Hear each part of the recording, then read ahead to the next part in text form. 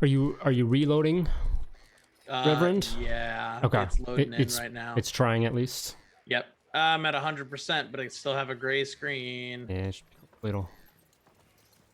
There we go. Cool. We're good. Right, I'm in the hole. That's right. Got a rope, start climbing your ass out. I'm gonna let you guys deal with what's up there. No, Max, did you have 5 bennies? I start with 4 because I have 4, that's what I thought. Yeah, you gave him one. You gave everyone. You gave everyone a Benny last session. Okay. It's per session, so use them. They refresh. Well, we You didn't really have that many rolls to make.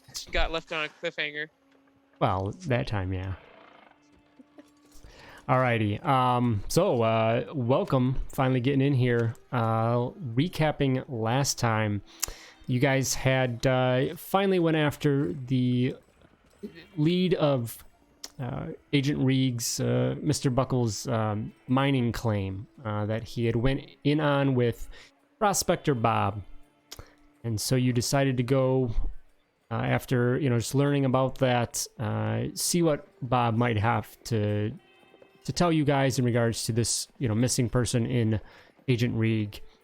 Traveling over to the bench, finding Prospector Bob, who at first, thought you were somebody there to try and take the claim. Specifically, one of Heaston's thugs.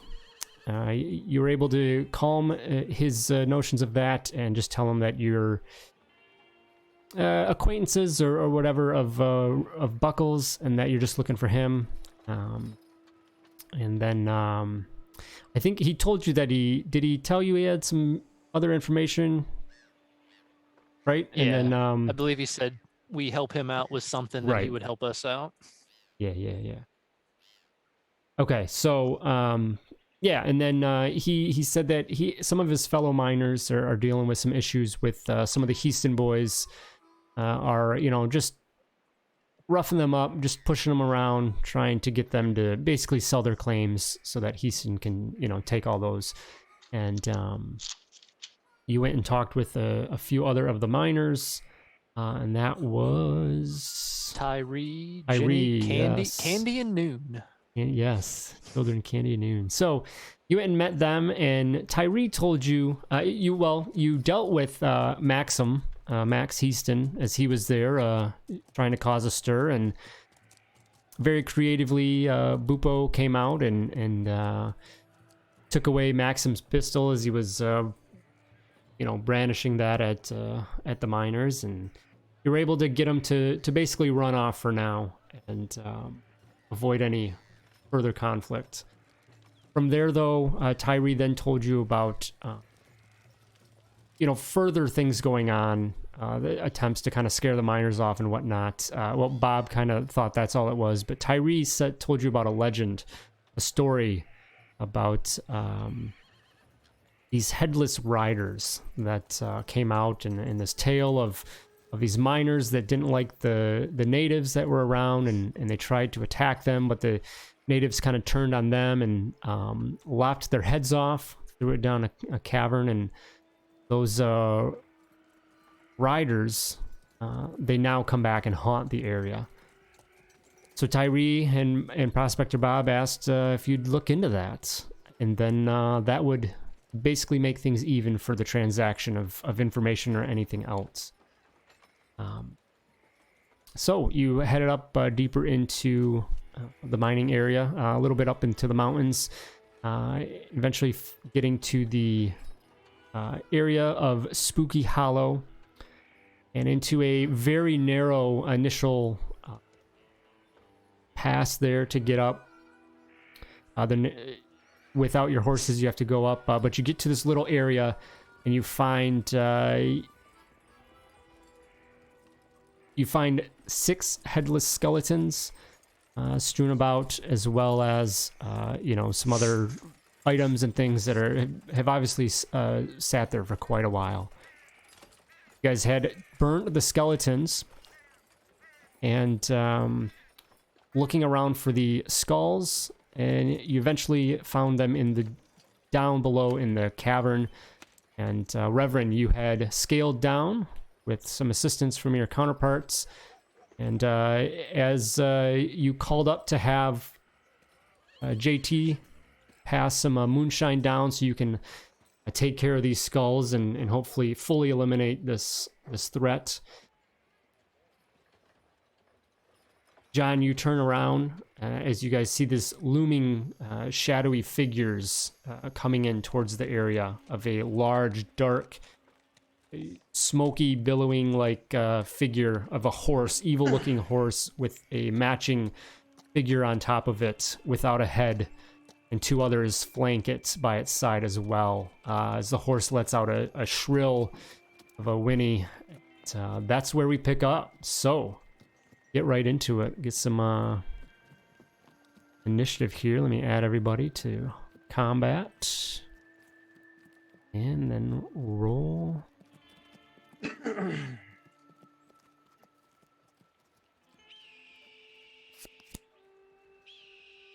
All right, not too bad, I would say, for the crew. Of course. So, get like scroll. I need to scroll here. Begin combat. John, you have. Is it quick? Yes. That you have? Okay. I didn't update the game yet, but I think they added that to work somehow. I have to look into. So I'll do that after our game tonight, and then. Okay. Yeah. So there's that, and then I still need. I didn't have it yet, but I'm gonna get the Deadlands info pack or whatever you want to call it as well. So I don't know how much that'll help us, because I know you guys are all kind of built your characters and everything ready. Yeah, but I'll probably remove all the stuff I customized and pull in the one from the yeah, I modules don't know if to there's make any. just everything links up. There will be it should be weapons and things, which will be cool. But anyway, quick. What does that do again? That basically lets you get another card, right? No, it's only if I get a card lower than a 6 or something. Okay. Which I'm good in this situation. Yeah. Okay. Cool. I will confirm though, but yeah, I don't think it'll come into play right here. All right. Well, then in that case, Rich, we start with you, top of the round, as you and John are working on putting these moonshine bottles together to rope down to the Reverend in the bottom of this pit, this crevice, and you just hear the little couple claps behind you, and then the loud, whinny, fierce warble cry of the horse behind you. So I think JT's gonna spin around. Of course, his bang stick cane is always in his hand, and I think that's going to be the initial scenario. I think he's going to sort of take a step forward and hold the bang stick to see if the horse and rider are going to head in within striking distance of melee. Okay. So I think the official action is going to be to hold. Okay. Hold action. Yeah. Yeah, I think it's just kind of hold action. Okay, so then we would come to James. All right. Gonna try out some new stuff today. Token names are different. What is this? So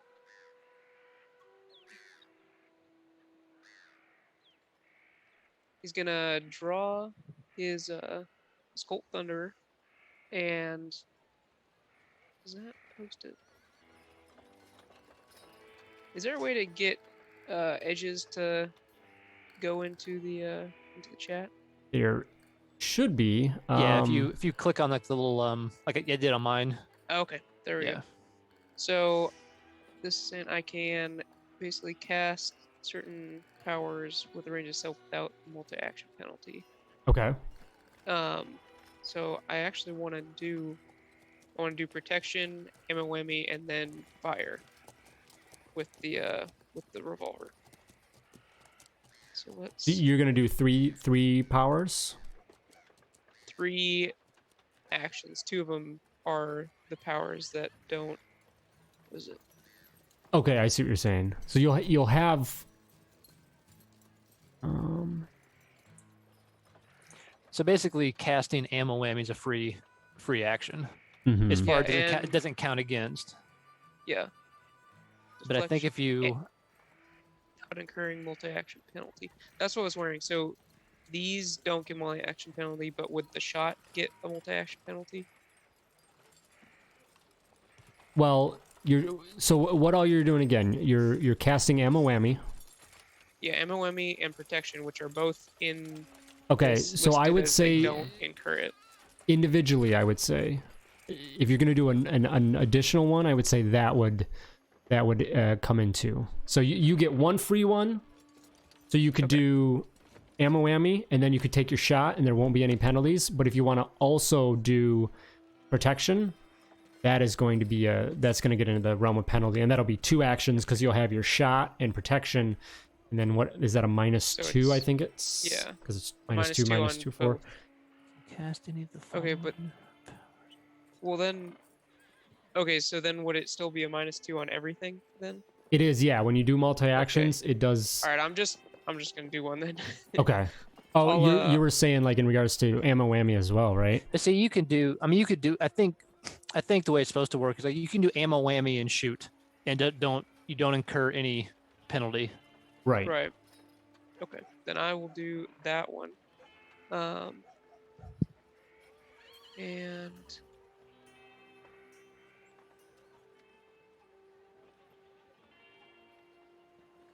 okay. All right. All right. That is a so success. close to being erased. Yeah. I actually want to. Which Those ones are you bennies are gonna for. use? I know. I think I will. Well, Well, you can Benny it and lose it and roll up, yeah, exactly. roll lower too. So I'd probably Yeah. just. I don't even know what doing a. I don't. alright. I don't know that a raise helps you much. It does because It reduces the points, right? select 2. Well, on Oh, you can ammo get whammy in 2. You can get 2 particular, effects. Oh, that's cool. Yeah. But Oh, that's I'll right. do that, and then I will fire with the Colt Thunder and use. I guess it didn't. I'll do the explosive one, Yeah. which For ammo whammy. makes it a Yeah. small blast template for that. That's shot. that one Todd I used in that one shot against those Okay. wolf things. Where well you can grab that go ahead and grab the template. Grab the like T-square looking measurement tool, and then the letter S is a small, and then Yep. you should be able to place that on the map.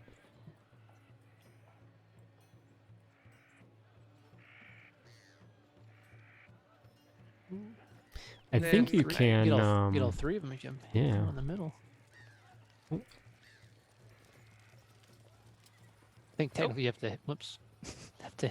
Oh, is it like if it's covering half the square or more? Yeah, I think Kinda just thing. enough. So Okay. Yeah, I think you probably have to target one of them though. So you may have to target the top one. I think the other 2 would still be in range though. All right. Well, I rolled kind of terribly, so I am definitely gonna spend a penny. Benny. nice. With a raise. That's a good Benny. Oof. All right, so as the beasts come forward, abominations come forward, and you go out to cast. So the ammo whammy, you hit with a raise. You do regular damage and then something on top of it, right? What's The effect was the blast template. okay? In place of regular damage, No, it just says what in the description. It or are you says, just using your? for explosive, the shot causes damage in a small blast template. Oh, sorry. Okay, the shot causes damage. Small. Okay. So you just roll your regular damage though, right? I would assume. Would I still roll raise damage? Yeah. Oh, yeah, for sure. Okay. Yeah. Okay. Yeah. No, there's no extra. So do I click both? Click the like- plus sign one on the right where it says damage. Yeah. Oh, nice. All right. Right. So.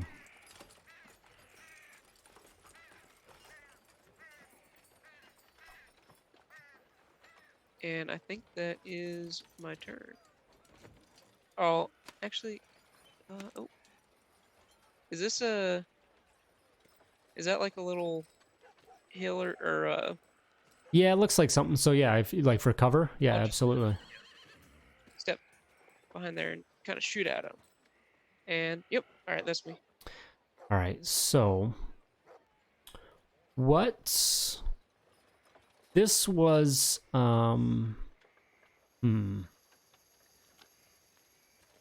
What is the source of the like? This It's would from be his.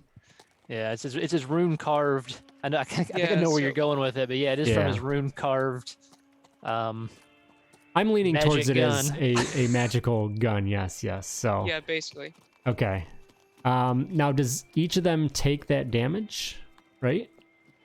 I think That's what I was trying to so. figure out. If there's like Forget a the- rule for explosive damage in SWADE.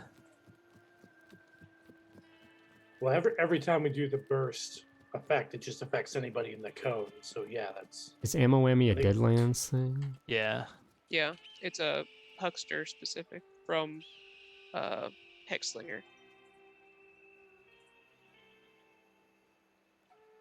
Why are you not?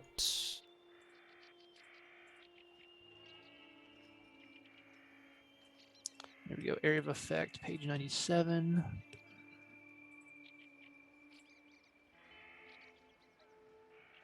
Yeah, ammo. I haven't. 97 in Yeah, what, but- Suede? Yeah. I need to download all the resources onto my new computer. You get yours built yet? Yeah.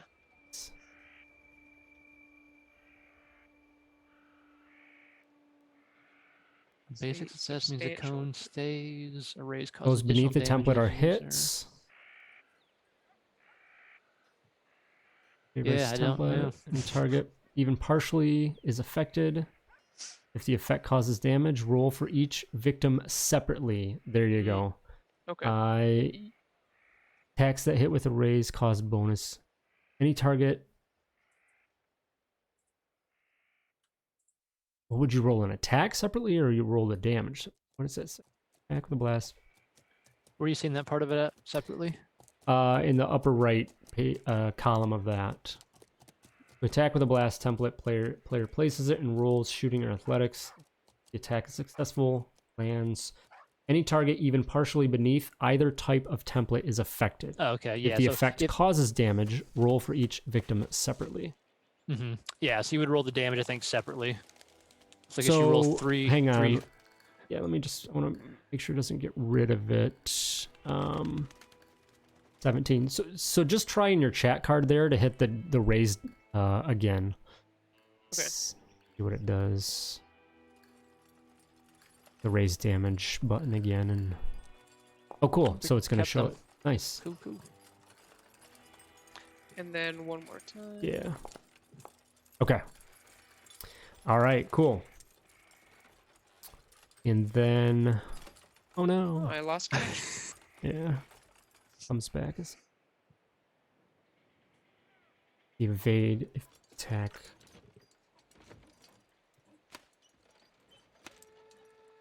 Evasion. Some attacks are slow. Some attack states. Does it say anything? Probably doesn't say anything about being evaded, so probably.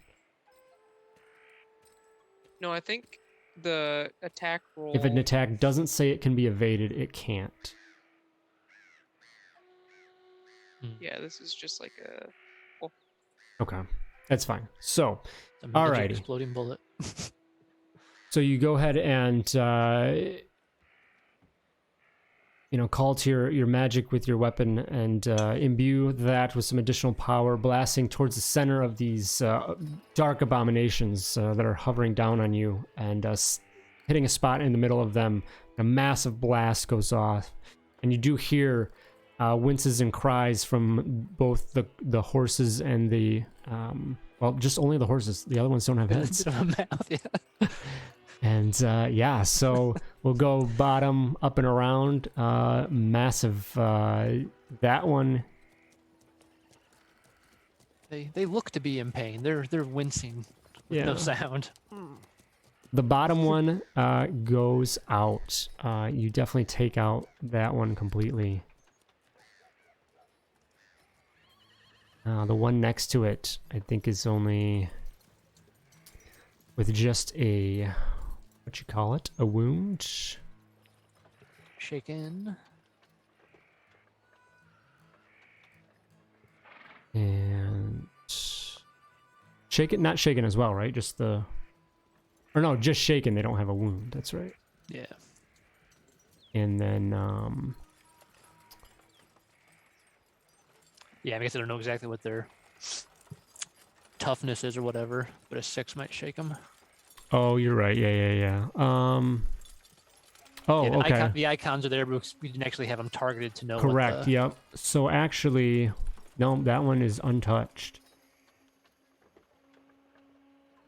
And then this other one would be, the bottom one is going to be just a, just shaken.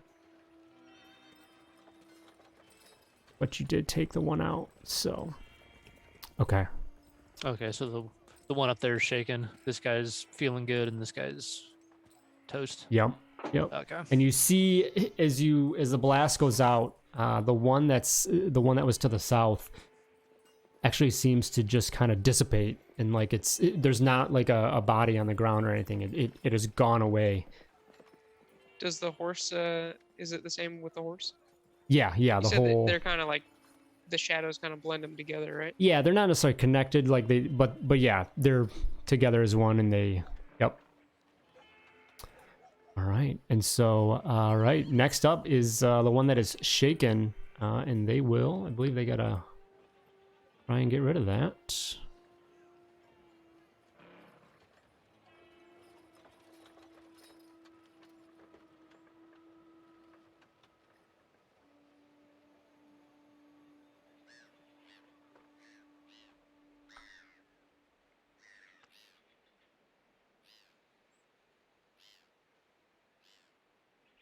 I think they.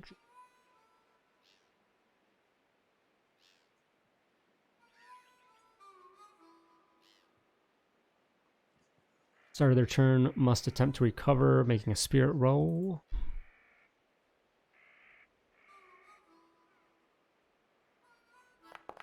That is a success. No longer shaken and may act normally. Tagged.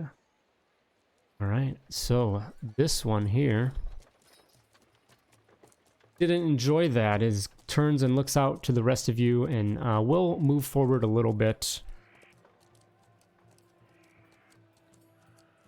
JT, John? you didn't move, right? I sort of said I stepped forward, but again, my action's on hold, so I think I can still move if we want to. There's athletics roll involved, but yeah. Okay. All right, so this horseman steps forward and looks out and is going to actually just focus on you, James. And you see him kind of like reach down to his side and then lift up, and something is like glowing in his hand. JT, you smell a very familiar scent. That of essentially the smell of ghost rock. Burning Something ghost that rock. smells like ghost rock, yes. And then you see the horseman thrust it towards James there as he's trying to duck behind this little outcropping. I think on that note, I will try to interrupt his action. Okay. So it's an athletics contest to see if I can go before he goes, basically. Okay. Do you have to be like within melee range for that? I was looking at the hold action. It just says to be able to act as an interrupt with someone else. So basically, I'm trying to interrupt his action. So there, he's pulling this. Oh, that's out, right. and I'm You hold your entire turn, right? That's how I think it works. Yeah. Okay. Yeah, you basically hold, and then if you don't use it, you basically can go first or anywhere you want in the Correct. following round, or you can try to interrupt. It's contested athletics, and then if you fail, you just go after him. All right. It's like So it's like beat him to the opposed draw kind of athletics. thing. Yep. Come on, athletics. That's not going to be enough. I'm going to Benny that just to see. That's still not enough. All right. Unfortunately, the horseman just, for whatever reason, is able to beat you out in your attempts to get over here, and you just miss out as the abomination throws this glowing chunk of something towards James, and it hits. It goes towards you, James, and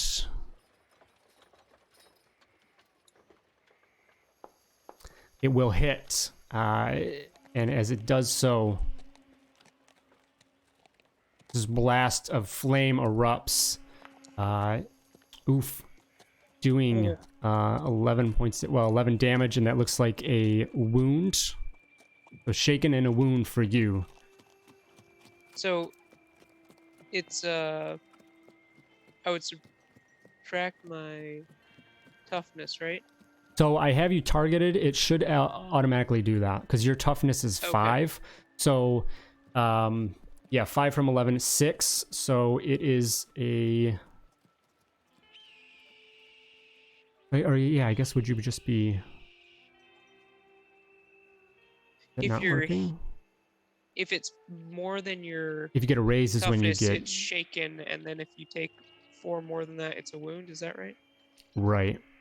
Okay. It's 5, 6. Oh yeah. It's that's why it's right. Yep. Okay. Yeah. I was just. So you can How it worked. Yeah, and then what's cool here, there's that double check mark in the chat card.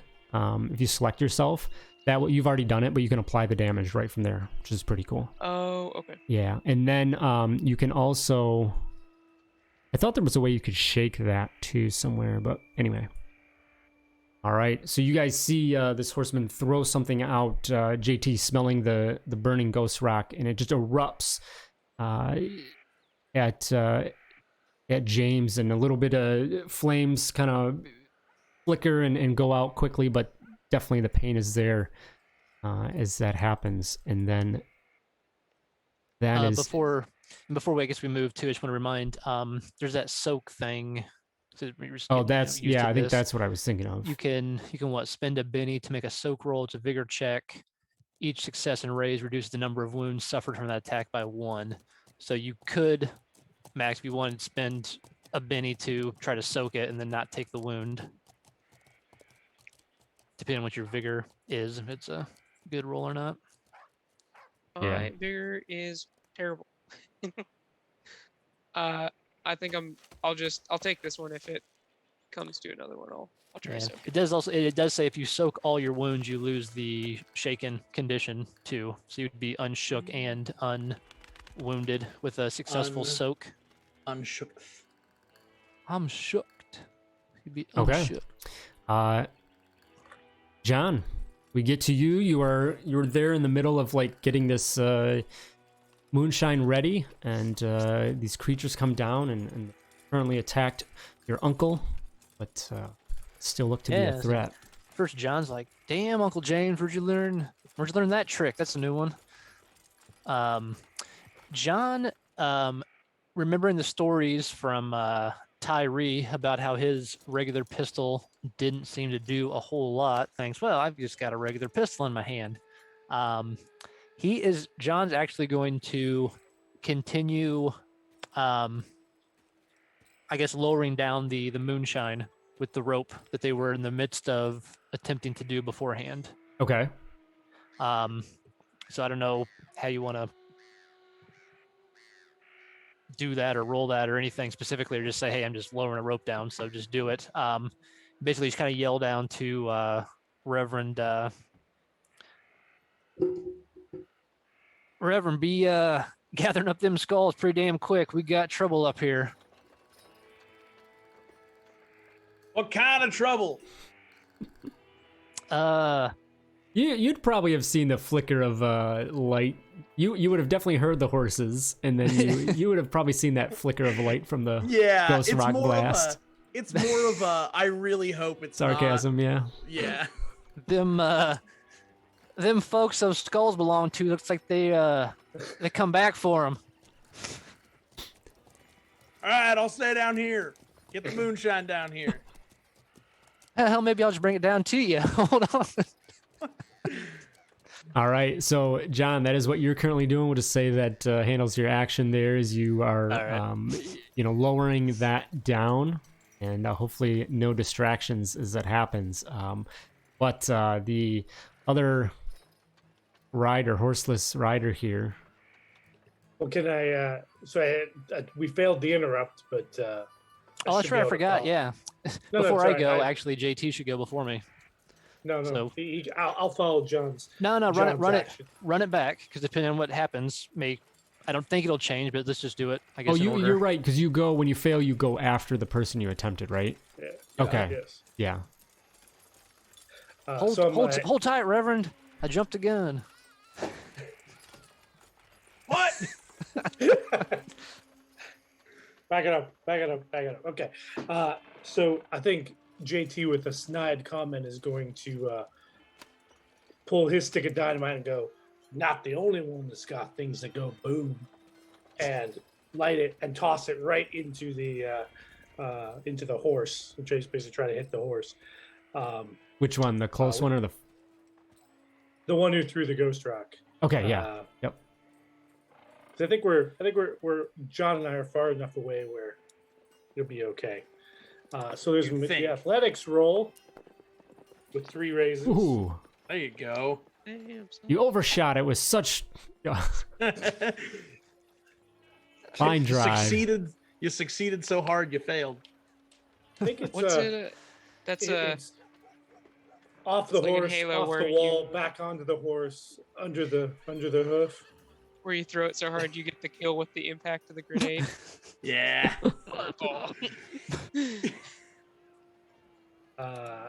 And the damage is not that impressive, but it's 1 stick of dynamite. Do you not roll raised damage, or does it not have raised damage?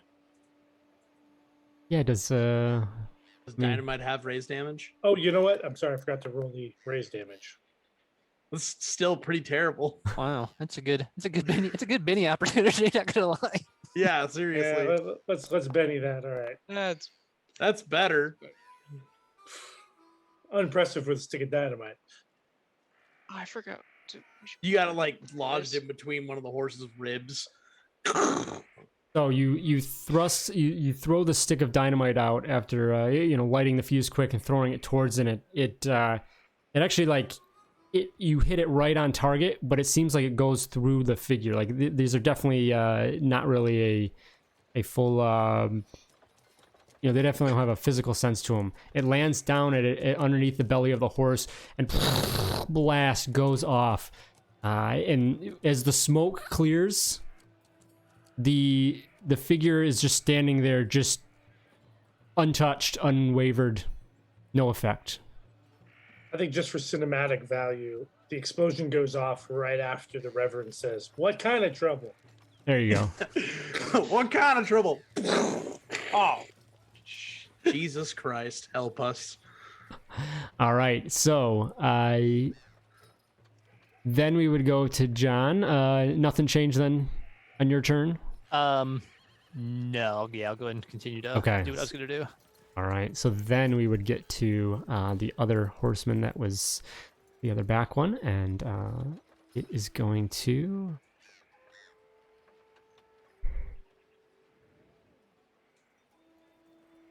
move forward.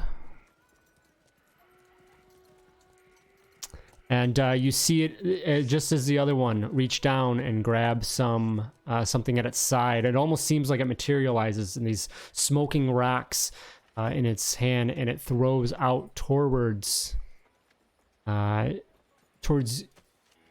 of you. So,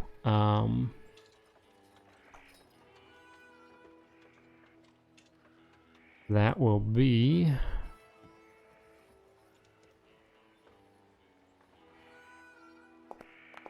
Ooh, 5. That'll just hit. And then first roll will go to John. Second one to JT. What is John? What's your toughness? 5. That will be a shaken. And JT, you actually will avoid that. So John, you are shaken. John, give me a... Oh...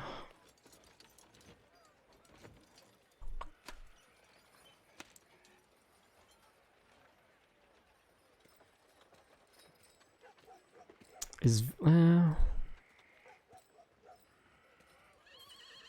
vigor or...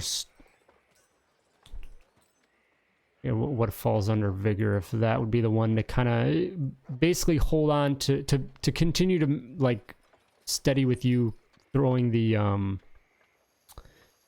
or roping down the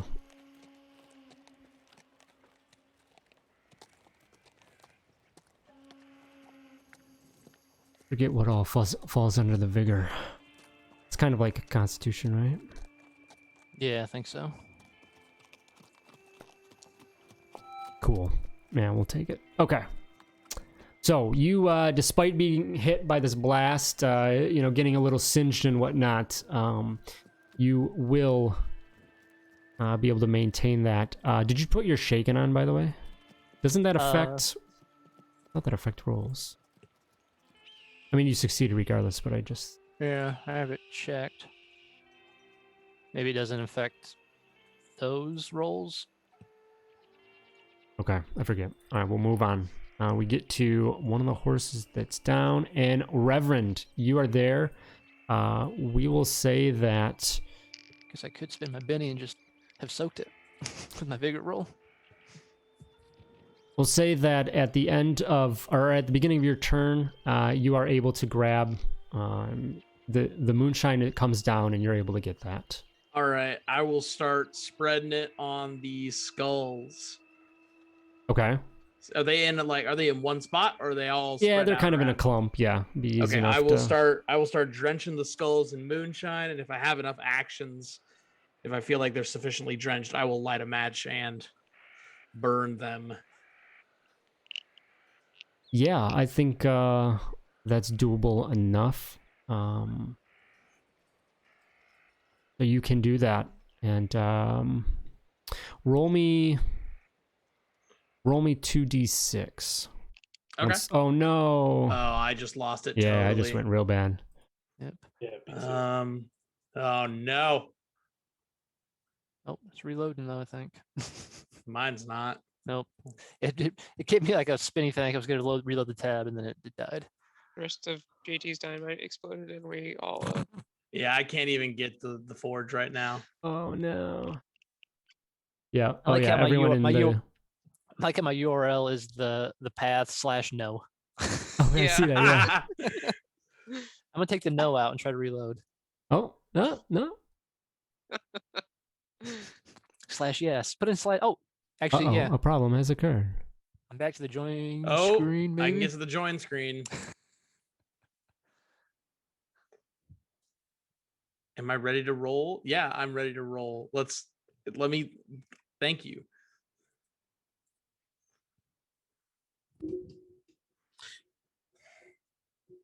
Just 2d6. You want to do Discord or real dice? Yeah, I can do that if you want. Oh, looks like 2 6s to me. I mean, I can roll it on Discord. I'm not that worried about it. Oh wait, yeah. I mean, Infinite it's... explosion. Trust me. Yeah, it keeps going. Ooh. Yeah, go ahead. This I is mean, bad. if you got some dice, give me 2d6 real quick. Let me just there you go. Did it on Discord. That's 6 total. All right, that'll do. So you are able to get the skulls drenched enough, and you get that flame going. And it takes a second or two, but eventually the flames do catch pretty well. And you do see pretty quickly the skulls, they begin to kind of crack under the heat and the sizzle of the fire and the flames. And they do begin to kind of go through that process of, burning under the flames. Okay. As this happens, you hear, even down in the cavern, you just hear this wail, the shriek from up top of multiple different voices, just and the three of you that are up above as you're looking at the horsemen, you see that there's a definite reaction to something. Something really bothered them, and they were not having it.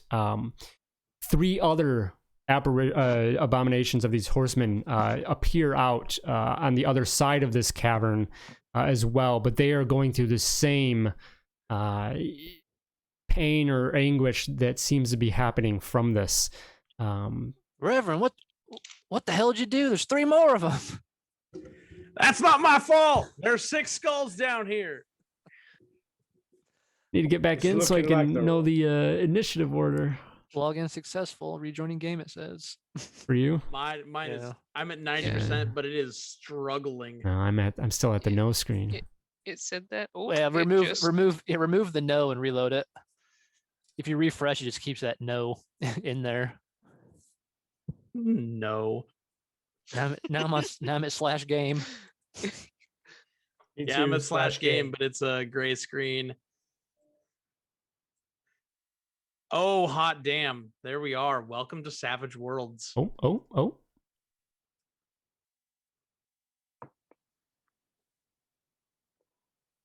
hit 100%, but I'm still. Yeah, it took me a while after I Gray. hit 100%. I don't even have a percentage. It's just a screen.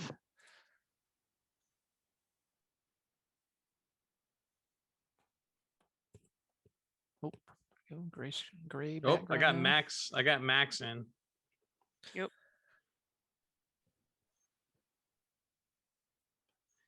Yeehaw. It's trying. Can do it, Forge.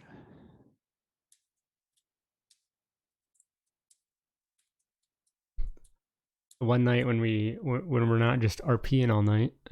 Yeah, Right? we actually need it.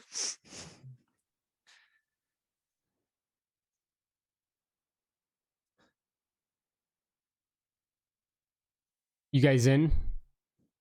I'm in ish. Loading High Prairie. Yeah. Okay. It shows game pause. Oh, does it really? I wonder if it does that when I go out, that it just does that automatically. But Game paused. It's slowly rendering things.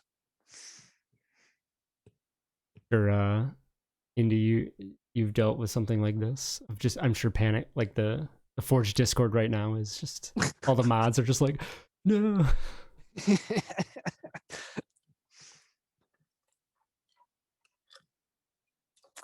Yeah, well, unfortunately, seems to happen fairly often. Yeah, I've got everyone in but Todd right now. I just popped in, Okay, there you go. almost there. I don't see Indy yet.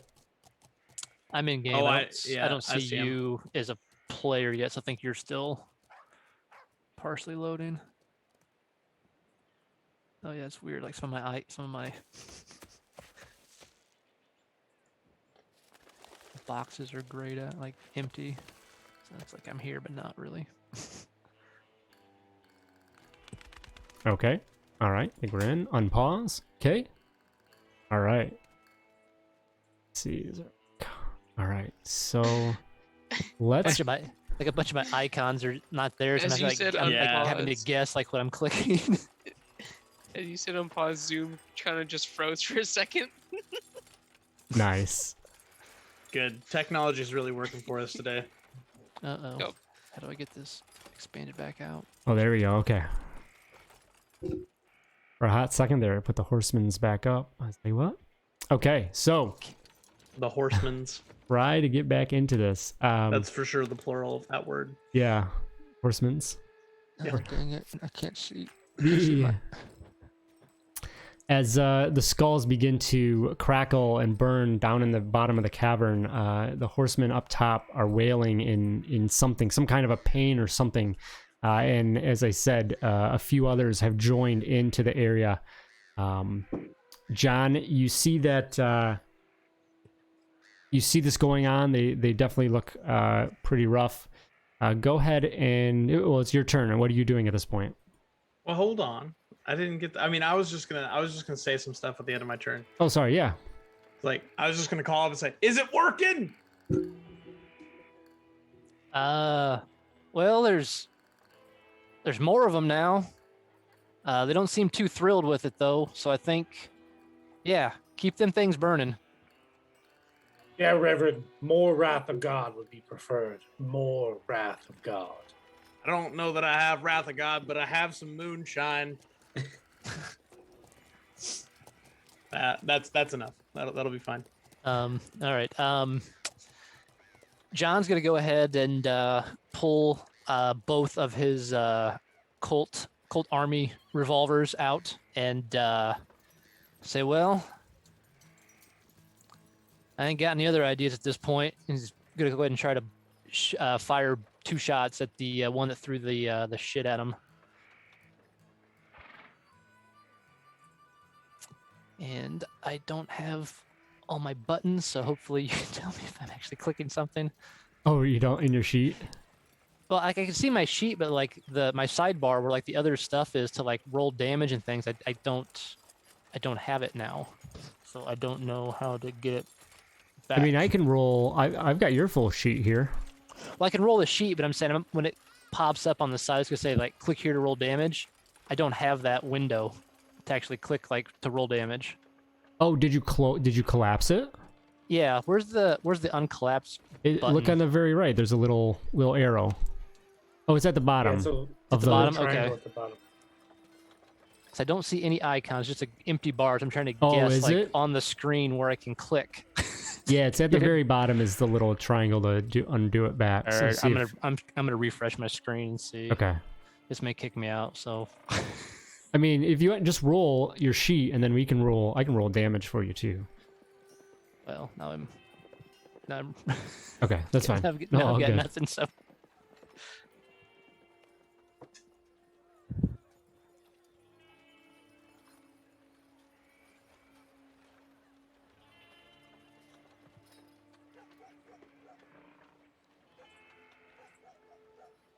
Did you say the others were over on this side? Yeah. Yeah, they've kind of... Yep. I forgot how big the map was. Yeah, they just kind of materialized out of seemingly thin air, but they are wildly thrashing about as well. You definitely would perceive it as pain or something. All right, cool. I think I'm back, and I have stuff I can click on, so this works. All right, so I'm going to go ahead and fire with his trademark weapon first here. Okay, go target that the token too. Yeah, there we go. Cool. Nice. Ka-chow. All right. So you fire off, and is the creature is there just kind of wailing, seemingly in pain. Your shot goes right through and does nothing. Just kind of goes through and hits into the rock behind it. Okay. Well, in that case, I'm going to, I guess, move over here and end my turn and do nothing. All right. That would go to... Change your name there on that. James. All right. Mighty kind of y'all to bunch up on me. Doesn't look like I'm gonna be able to get both of them.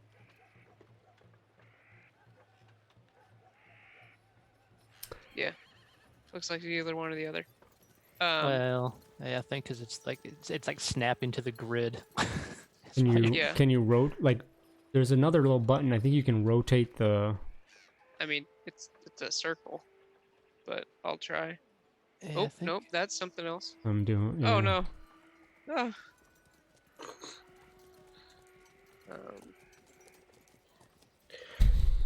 I think you can spend extra power points to increase the size. I don't think so. I think because it doesn't qualify as a power, right? this is like an effect of a power. You just doing the same thing again? Yeah. Well, why is it Yeah, I mean, you just need to place it, I guess, on the line here. It's fine. They'd be within. Well, it's fine. Okay. So Like, go ahead for some reason- and. So I guess I actually you have to recast I do it. want to cast. No, it lasts for 5 rounds. I do want to cast protection on this round though, Okay, yeah. Uh, What does that do? and it gives me plus armor, basically. And I Okay. do want to do the more armor modifier. So we will roll that. Nice. Ooh, with the raise, so yes, that you get +4 is- with a raise. Well, and I did the more armor modifier, so I actually get +6 armor. Nice. So I'll remove one more PowerPoint because And then that just lasts for 5 rounds as well? Yeah. Okay, cool. so Is there concentration in this for powers?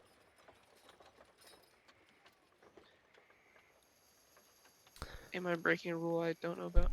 No, I just... I know like guess if possibly, you roll really bad, I think there's like a backfire, but Yeah. I don't remember seeing anything about concentration. Is there a way I can add that armor? Temporarily, I don't... Here, I'll make a dummy Oh, wait. piece of armor. Tweaks. That'll Toughness. just be Yeah, I would just do that. protection. Armor.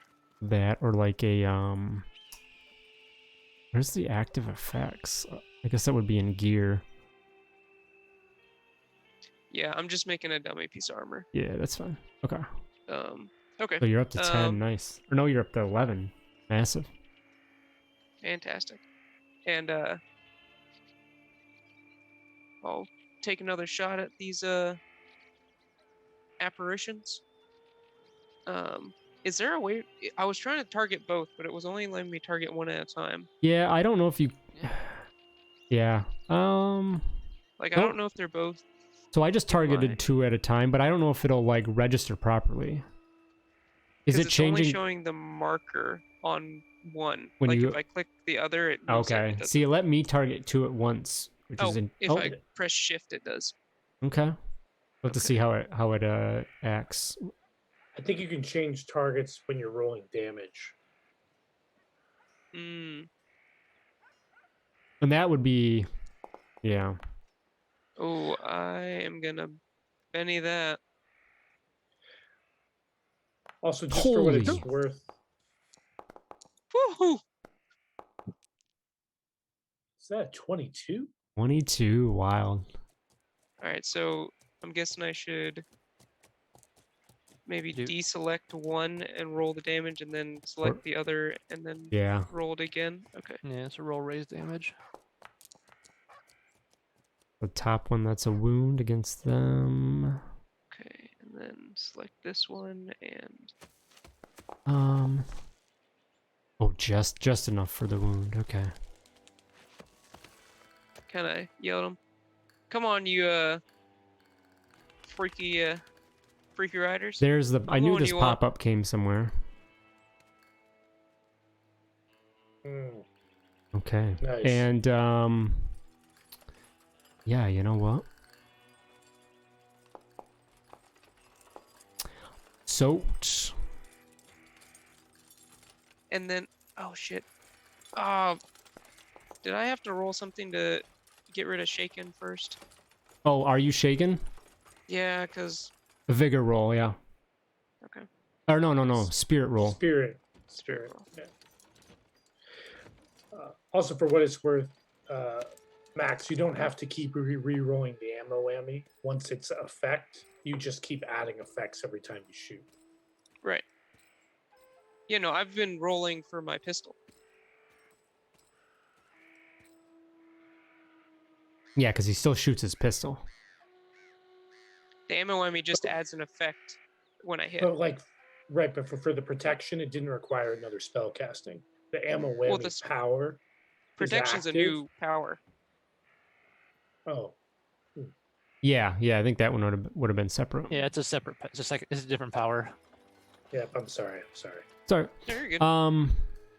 Okay, so the horsemen they somehow try and they do soak the damage there, shrug it off, but it seems that that's not, that's the least of their concerns. There's something else that's really affecting them.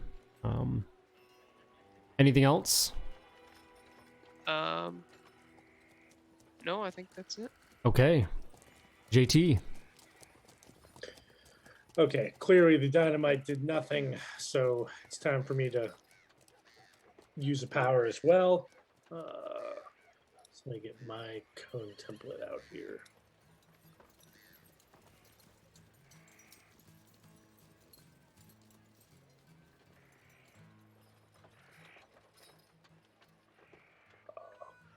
So I think what I'm gonna have to do is I'm gonna have to move over here and shoot the burst effect from there. Oh, nice.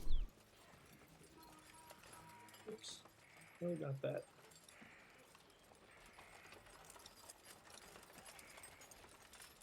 No. There we go. Yep. Now, are you casting a power? Yep. So, so the intention there is to. Oh no, I don't want to reload application. Yeah. So I'll use the burst power from there. Okay. I just wanted to see the cone first before I Yeah. committed.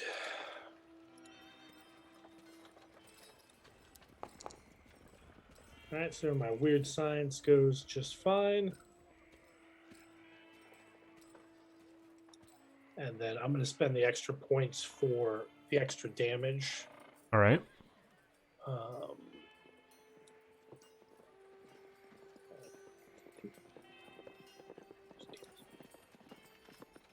I'm almost gonna be out of PowerPoints after this.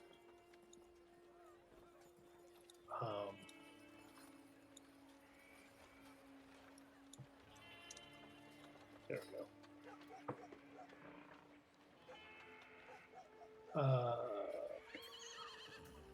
Oh dang! It says you have none left. Yeah, I gotta go back and put 2 in. I think I took it out twice because I had 6 and it should have taken 4, and I think I took it out manually and then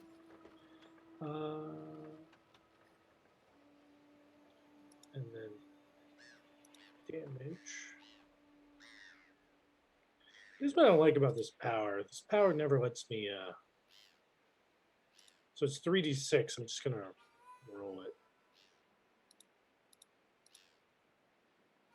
I think it's the ace, right, for damage. It can, yeah.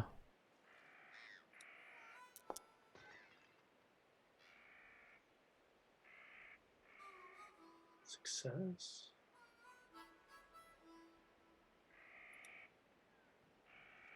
So 9.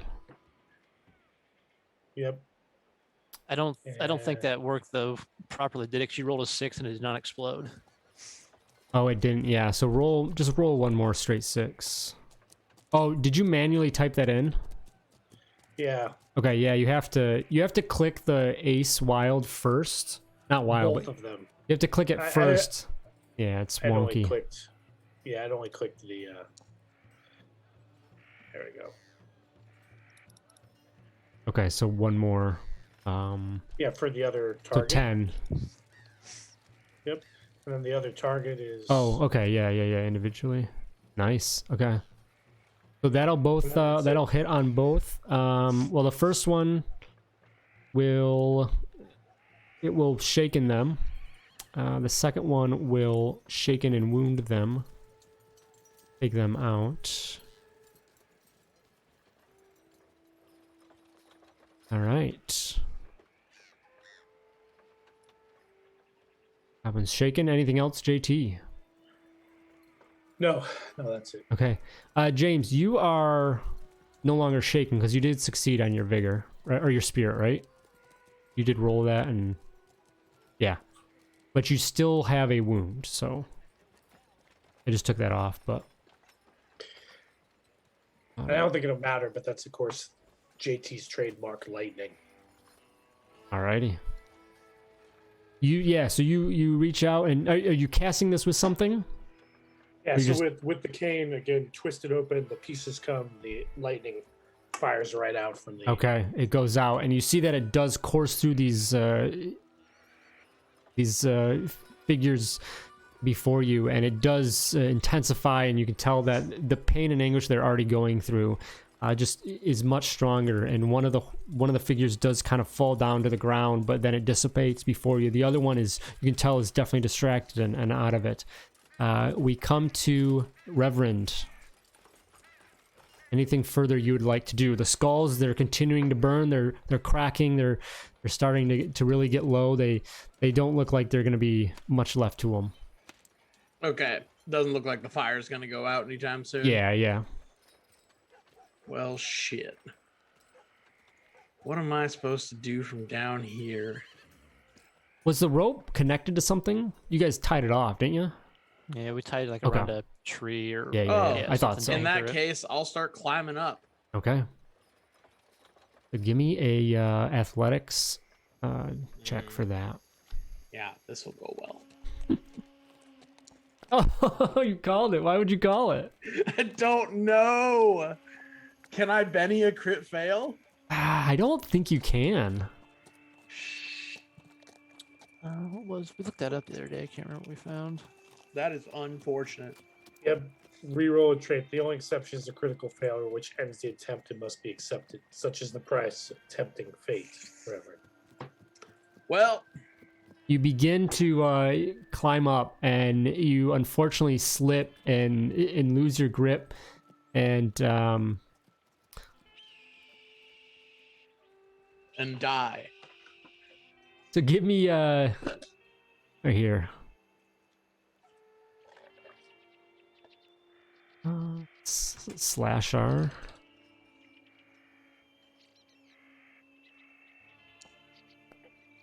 All right, 3 points. Let's see.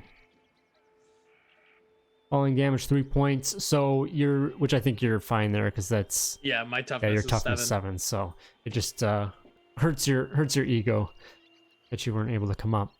It's a good thing no one could see that. You fall down next to the skulls, and the last little cracks and pops, as you see, they, for the most part, have kind of burnt away to really much less than what they were. Up top, for the rest of you, you see that the remaining horsemen, the one near you guys and then on the other side, continuing to thrash about, and then they eventually kind of fall to the ground and then dissipate.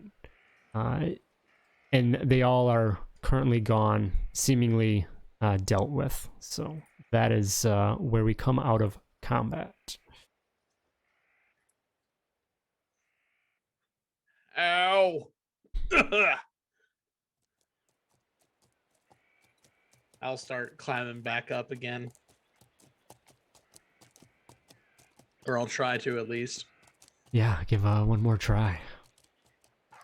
Somebody else want to help you out? I'll head over there if neither of the Coopers make any sort of... I mean, they are closer. Oh, I realized I was muted. Damn it. I was actually... Go ahead. Oh, yeah, if you were going to say something, go back. I was just saying, I said, good job, Reverend. You need any help down there? He's laying on his back at the bottom of the fucking crevice. He's just like, maybe. It's not assist. What is it? Is it just help? I feel like Help it's or called something aid? else. Aid, I think that's what it's called, right? No, it's not aid. Support. Mhm. JT, you said you're gonna go over and kind of help out. Well, Yeah, I think but James clearly was. James is close. Oh yeah. Okay. So what does the help get? Yeah, that's what I was trying to find specifically, because I think he has to make a roll. Yeah, because I don't know if you noticed, but I rolled a 2. Okay. Also, my bennies are not like poker chips anymore. Mine They're aren't either. the- Yeah, must have something broke. Okay, so James, go ahead and give a athletics roll as well. All right. right, so you get a success. So you get +1 reverence. So you're still slipping, trying to get out of there. I can give There him a we hand go. also. Nope. I Okay. re-rolled with the Benny. I'm climbing up. There you go. All right, you find your original path down and find the footholds and are able to climb up. As you do, you do see some like spots of burn marks and things around. James is actually, I think, James and John both have burn marks over them, and James specifically, you've got some, lasting wounds from that as well. Reverend gets up and brushes himself down. Looks around. Well, that looked like fun from down there. Yeah, that's one way to put it.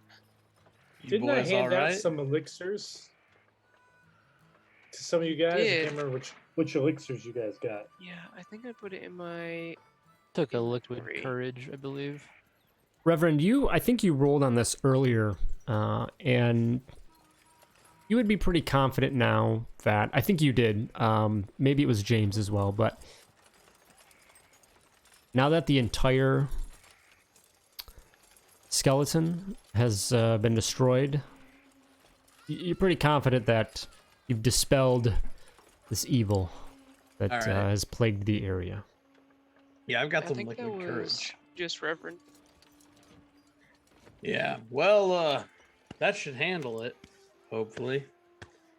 Anyone hurt real bad? You guys look like you took some knocks. Yeah, I brought up some protection for myself, but a little bit too late. I can. So who's got wounds? I think just James. Okay. Okay, I will cast healing. Try to get rid of that wound. You guys are never that gonna go is see a- that doctor. Yeah, it's 3 power points. And I gotta make a faith roll. Well, we might go see the goddamn doctor. Oh Dude. no! What does the faith fail do? Yeah, it's not a that- crit fail, so Yeah, Can I mean, how many power points does that expend if I fail? All of it, whatever was. yeah, I supposed think to- you Oh, still use it. Jesus. Yeah, Well, in that case, I'll re-roll with another Benny. there we you go. And a And that's raise. So if that doesn't, that removes 2 wounds if you Yeah. had 2.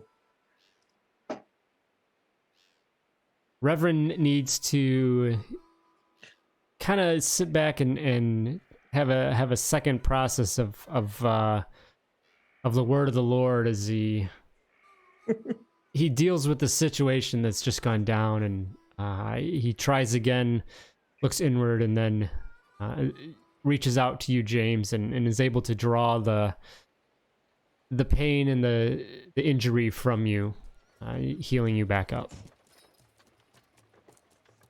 thank you, Reverend. Feel much better.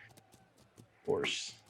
Now, the ideal goal is for that to not happen in the first place, but given the things we're all tied up in, I'm not sure I can hope for that. Well, hopefully we won't be facing any more of these headless riders. Well, not Oh. these ones. They should be pretty well sent along their way. Could I kind of look at or check out one of the spots where one of these were and see if there's any residual anything? Yeah, give me a notice check.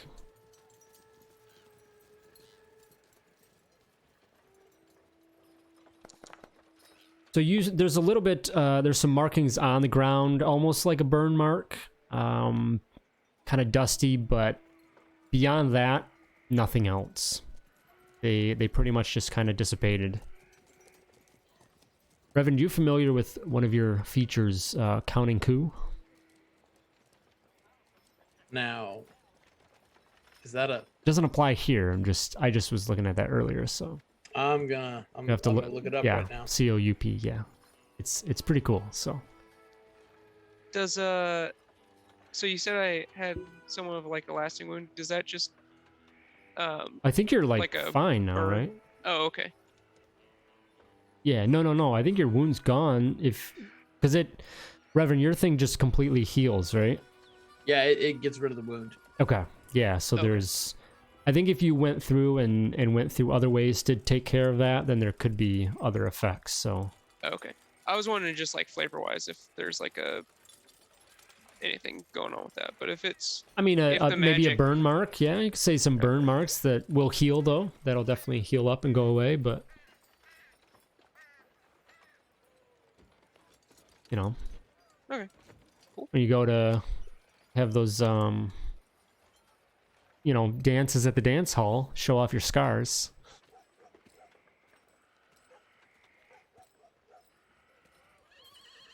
That is an interesting ability, Yeah. but it doesn't like give any specifics. Is that just It's up to the DMs? it's to the based on martial the flavor? the creatures. Yeah.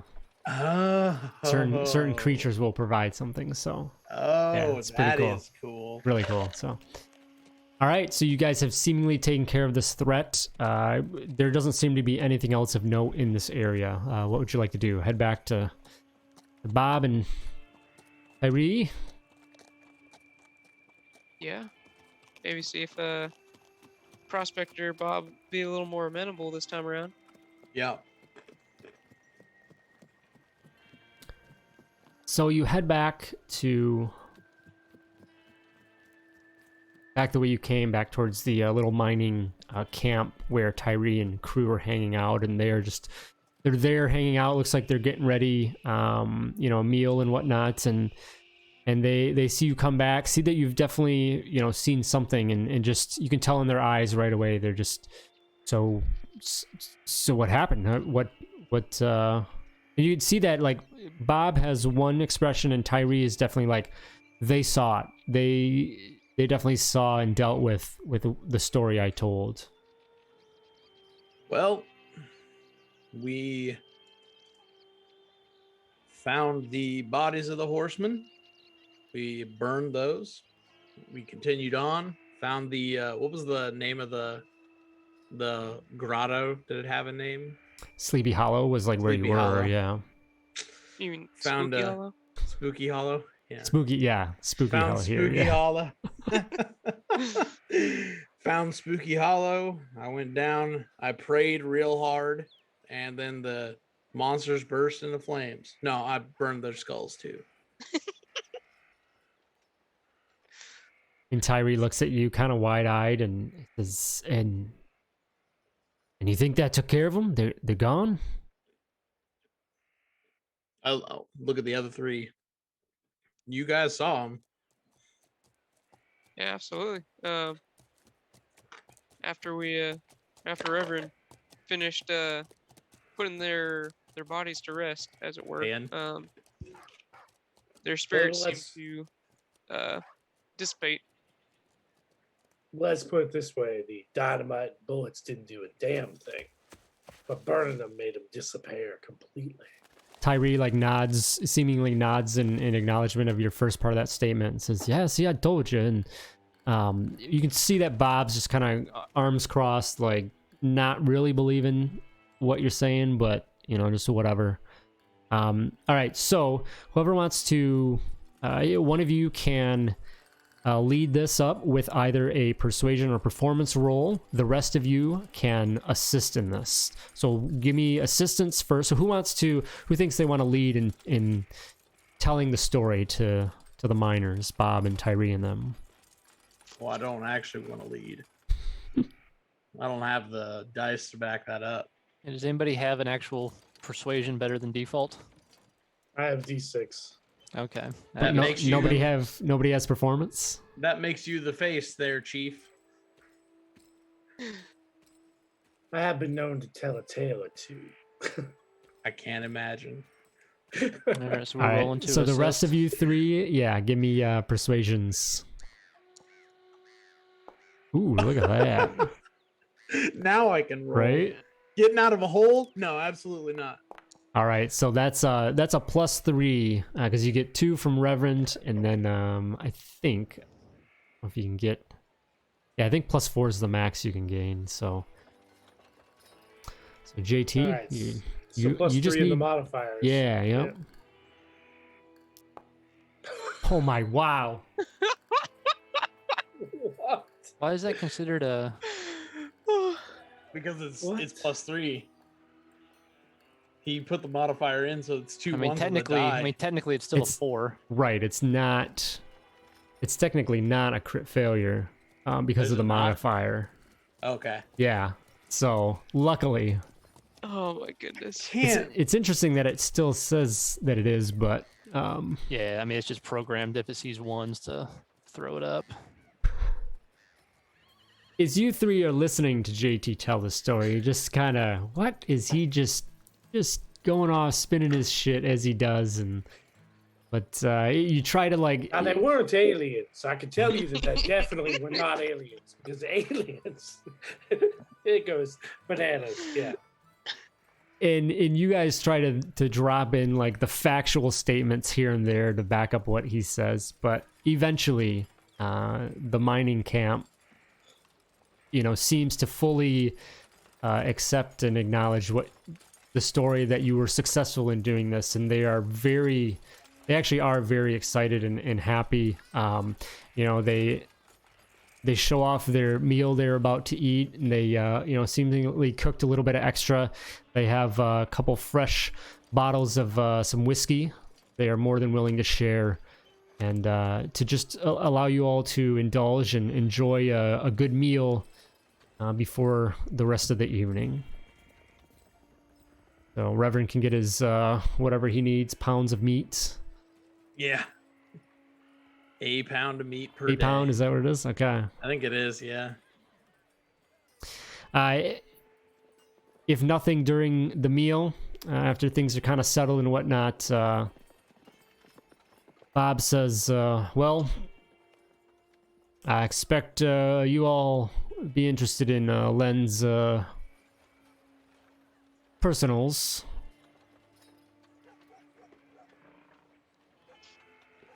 That we would.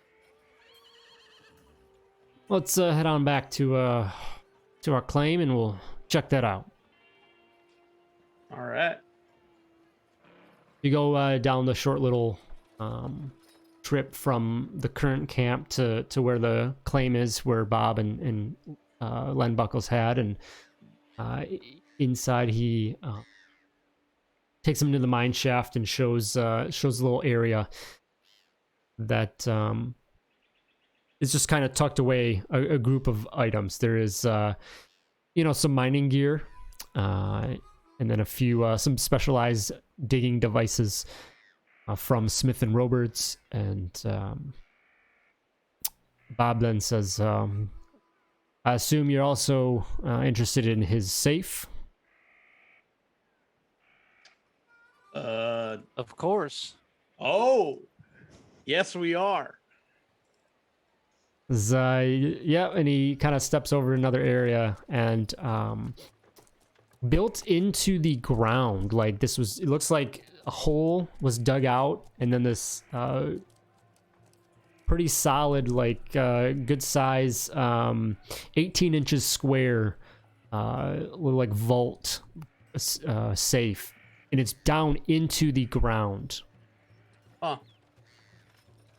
So I will step forward, take out the barrel-shaped key that we found with the creepy shoe and the doll in his house, and I will open the safe with that, hopefully.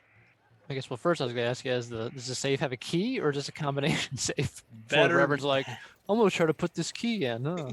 Well, yeah, that's fair. So yeah, give me I think notice still is basically investigation, right?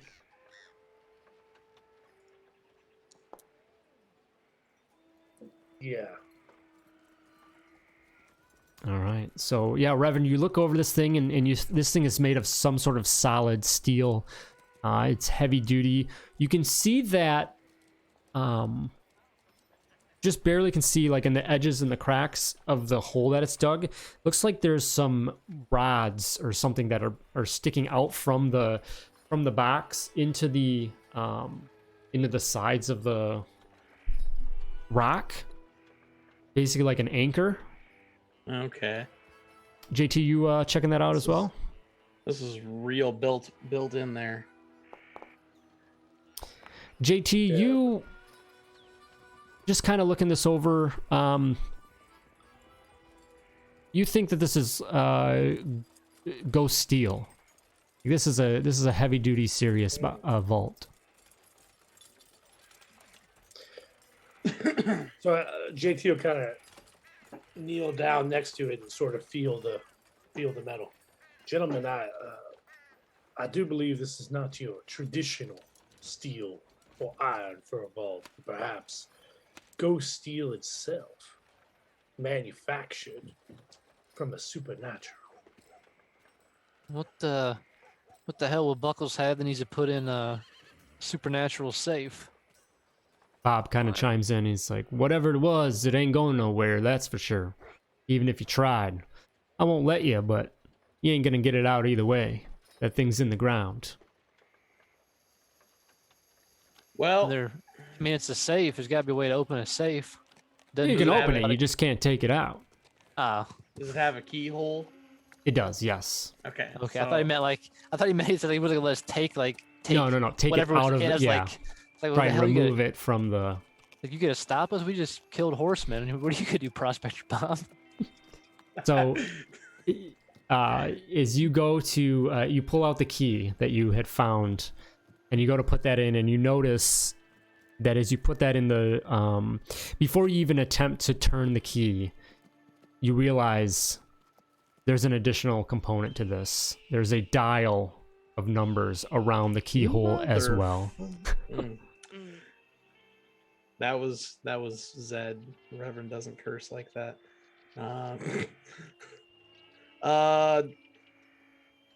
Hey Bob, you wouldn't happen to know Buckles' birthday, would you? Or the combination to this safe? the I mean, combination you two to were the safe. partners. Got a chuckles. He says, no, unfortunately, I gave Mr. Buckles his privacy and didn't really bother much with this here safe of his. So, You know who he might have told. A few thoughts. Yeah. Well, I don't know, Reverend, but maybe when we get back to town, we'll have to think about that and see who we might have told. Yeah. We'll see who Is, he might have told. Is John's thinking to himself, let's just not yell the name out here in front of did I say Greasy it? I didn't say Prospector it. Bob? Well, I know, that's why John's just jumping in before, just in case. Are stethoscopes a thing? Yeah, can we crack the safe? I don't know if that's a good idea. I mean, it's ghost steel. It's anchored into the ground. It might explode if you try to crack it. I'm just saying, the guy with the weird science toolkit, if he doesn't have something to crack a safe in there, I don't know who would. Hey, If they do exist, can I create it with trinkets if we need it? hey, Reverend.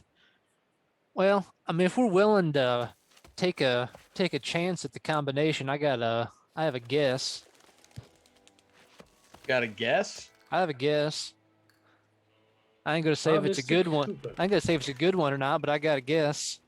Well, by all means, John, get up here and put it in. How what is the dial go up to a certain number, or is that not 1,000. relevant? Yeah, 1 second. So there's... Yeah, I will say it goes up to 60. Oh, the whole number goes up to 60. Yeah, there's Does 60. that invalidate your guess? Well, so John's guess was going to be his badge number, because we do have Oh, Rig's yeah, we do badge, have his badge. which actually has a number associated with that I wrote down in my journal. It is number 682. But I was like, if the dial goes all the way up, Yeah. mean, it was like- I mean, we could try it, I guess. So I guess that would be what John would, I mean, not knowing any other numbers associated with. May as well Rig. give it a shot.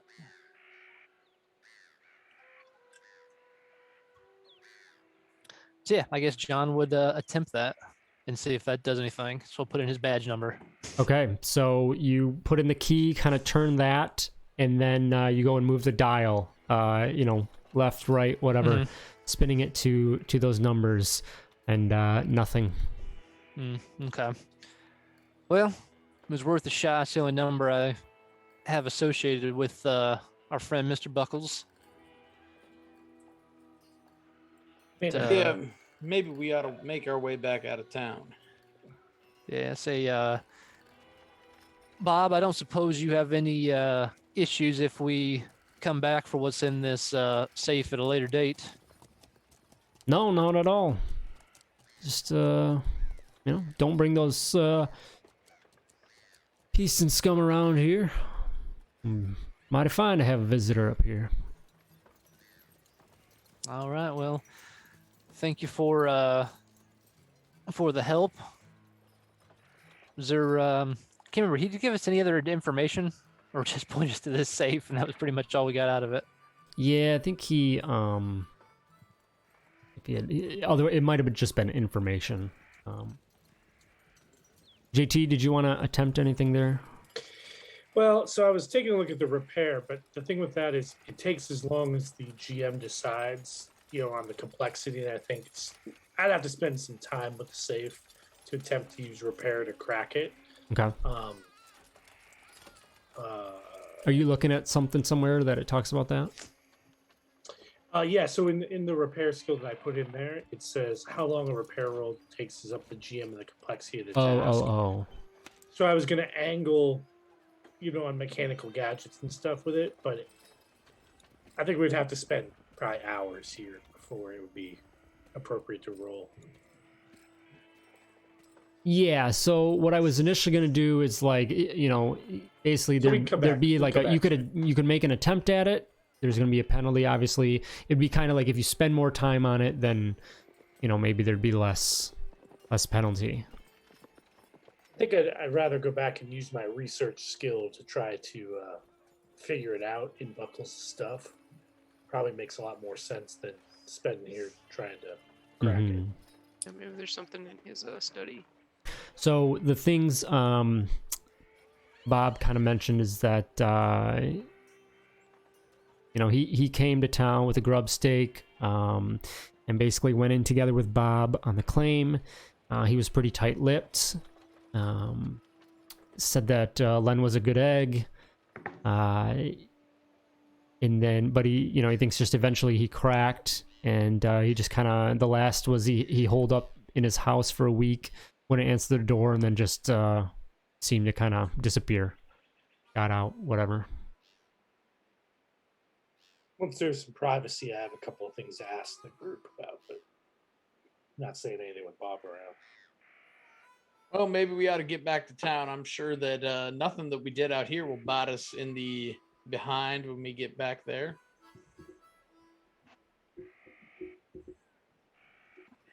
Yeah, I we reckon. were kept on everyone's good sides.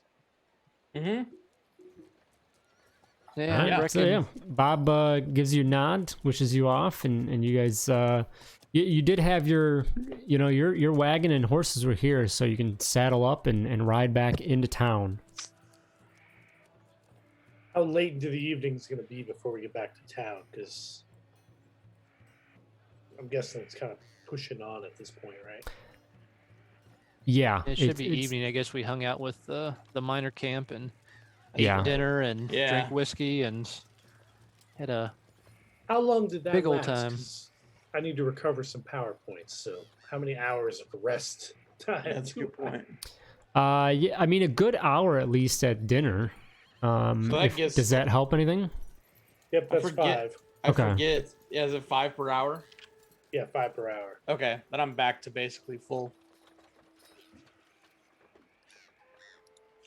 Ow. Which we hopefully won't need Say- soon, but John would say, Reverend, next time we encounter them supernatural type enemies, need you to help me out here. My guns didn't do shit. Well, But no more going down in holes and hiding. look, okay.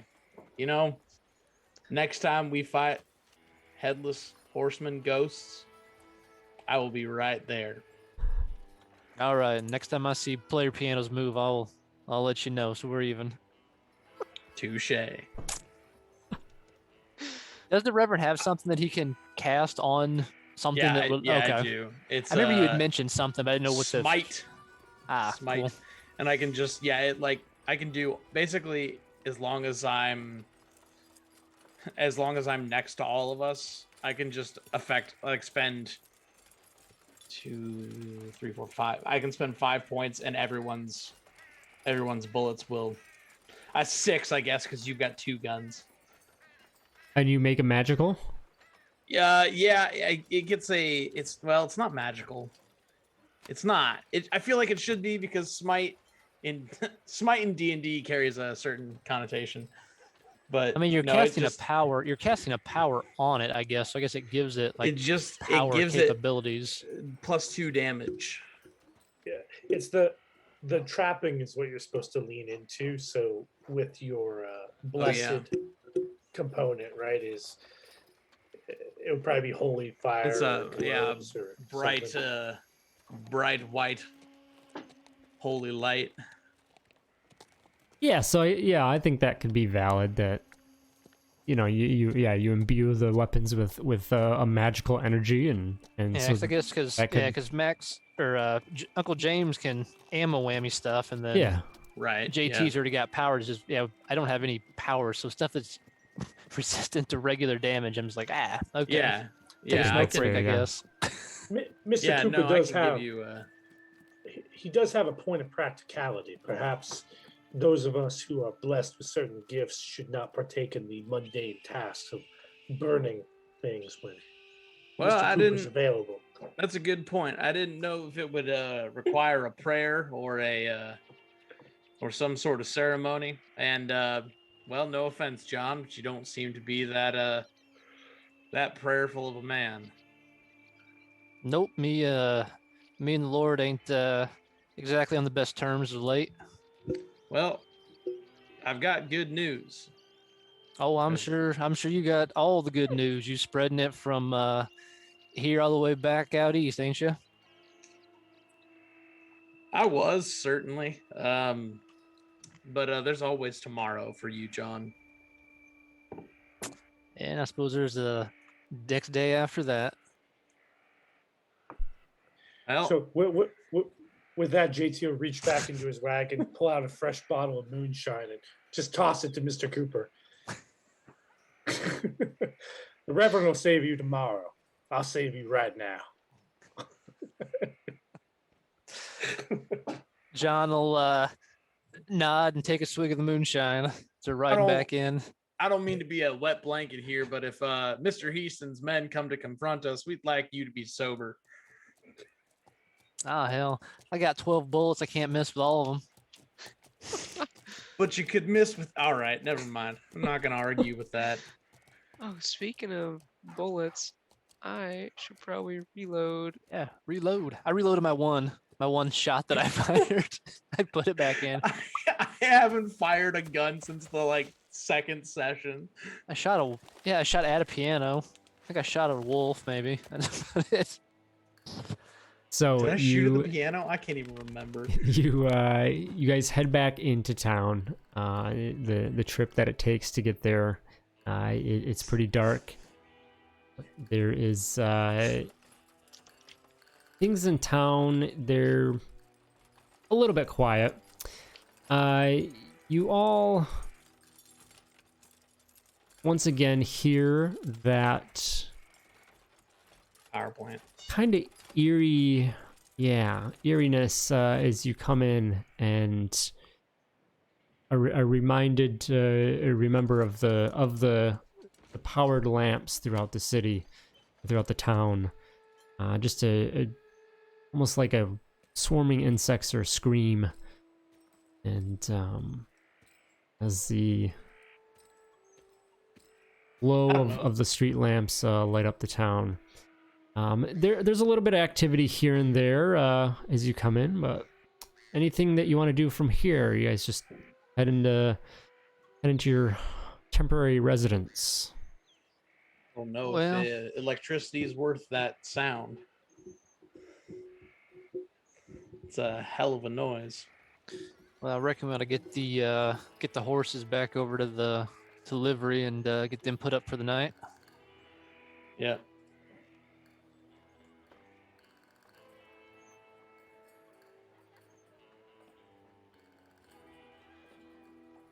And, Oh. Before we get to town, actually, I forgot what I was going to say earlier. Oh, right. Yeah.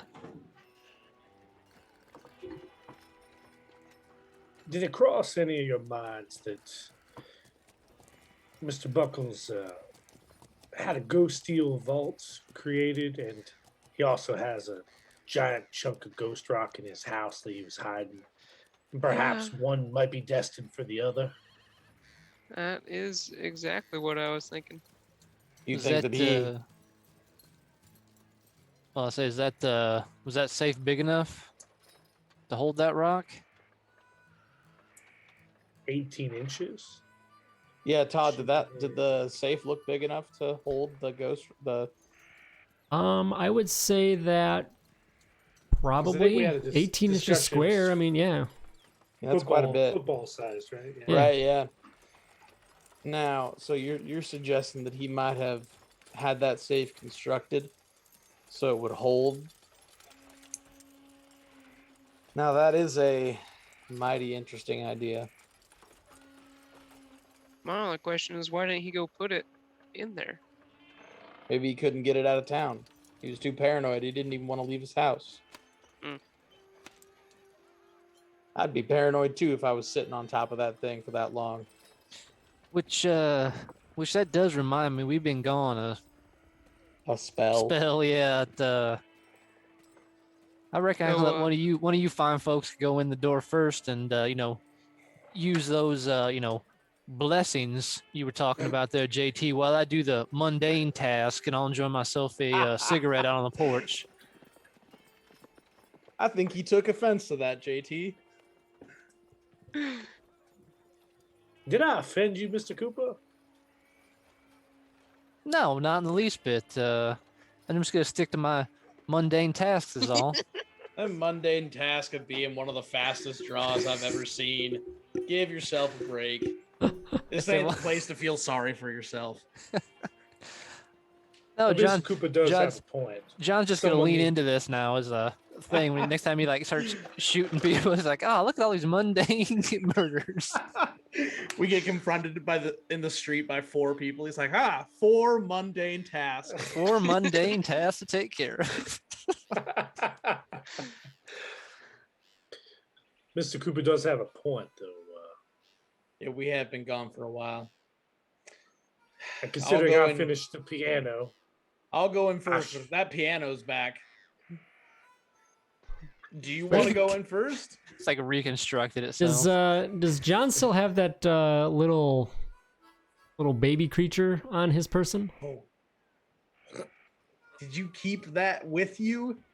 No, JT claims that he stuck it in my saddlebag in my room, but I have not pulled anything out of my It's saddlebag yet of any definitely note. still there then. Yeah. Oh, gross. oh, I forgot about that. Now John is going to take his saddlebag off his horse and carry it back to the house. He may, reach in there for that cigarette he's looking for and maybe stumbles across it. Well, that'll be fun. Yeah, if you were taking that in, John, give me a quick notice check. All right, so Here we go. Yeah, something odd smells pretty bad from your bags. all right, well now, so I guess we're back. So we've dropped Yeah, off have the you horses guys now. you guys done that and head back to the house? Okay. I assume it's fairly late in the evening at this point. Yeah. Okay, yeah, I guess we probably should head back to the house and get some rest. Oh, maybe So, we stop by the Aspen Lounge. It's probably hopping at this point. That's true. We could see if you can get at least a better look at whatever he was standing in front of. But if he's not, I suppose we can Probably wait for not. another night. There'll be other nights. Yeah. So yeah, I guess we'll just head back to the house and rock the rock back to sleep. Yeah, so what's the plan? Is it just someone stay up and move it every so often and then kind of take turns doing that, or what? I think we set watches, and at the end of your watch, you move the rock.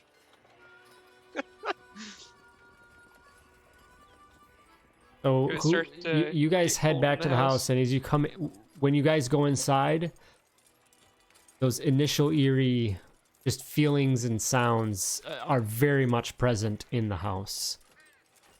All right. So we need to figure out that combination. And regardless of what Buckles was going to do, that's our new plan.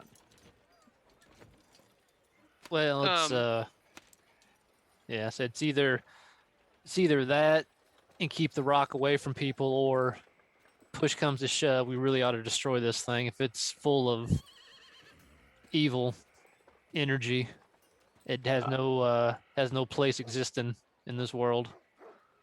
Well, JT, will that ghost steel kind of help dampen the effect this rock gives off? Well, I'd have to think about that for a little bit. I mean, theoretically, it should act as a supernatural barrier, but something the size of that object, I have to do some math. Yes, definitely a good deal of math. Well, you have fun with that. Yeah, so I'd just be concerned about burdening Prospector Bob with these somewhat, supernatural occurrences going on in the jeez, in his little stead there. well, yeah, I mean, if the ghost steel doesn't dampen it, then it's probably need to come up with a new plan.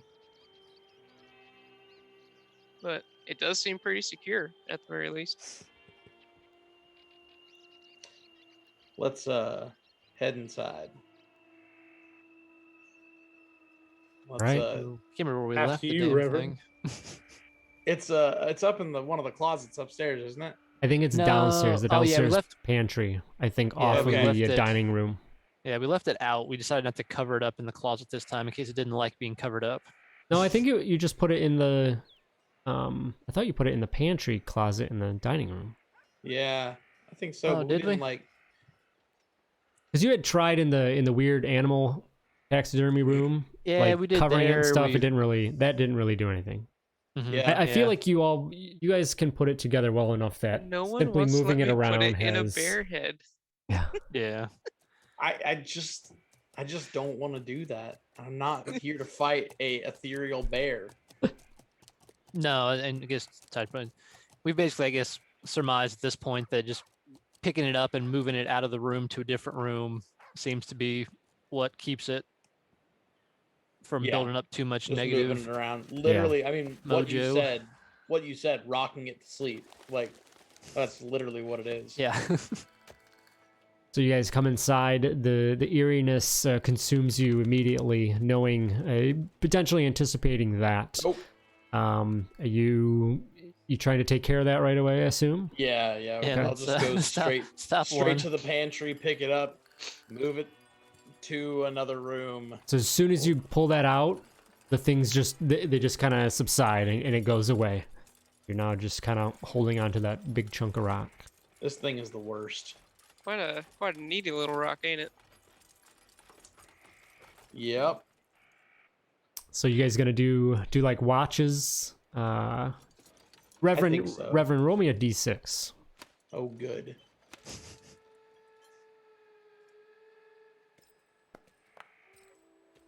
Maybe? Did it roll? It did, You yeah. got a 6. Yep. I didn't see it. It did.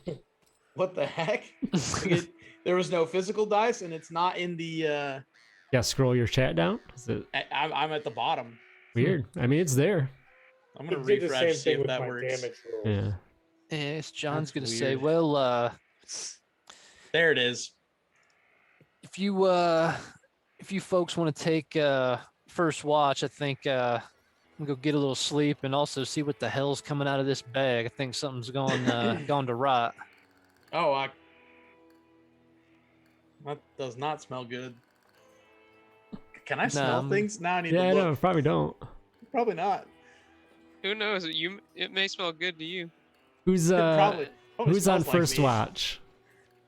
I'll go first. I'm trying to remember my sleeping rules and look it up. Oh yeah, I it's think kinda I what have to sleep. I don't think I can go on watch. I think I have to sleep at like.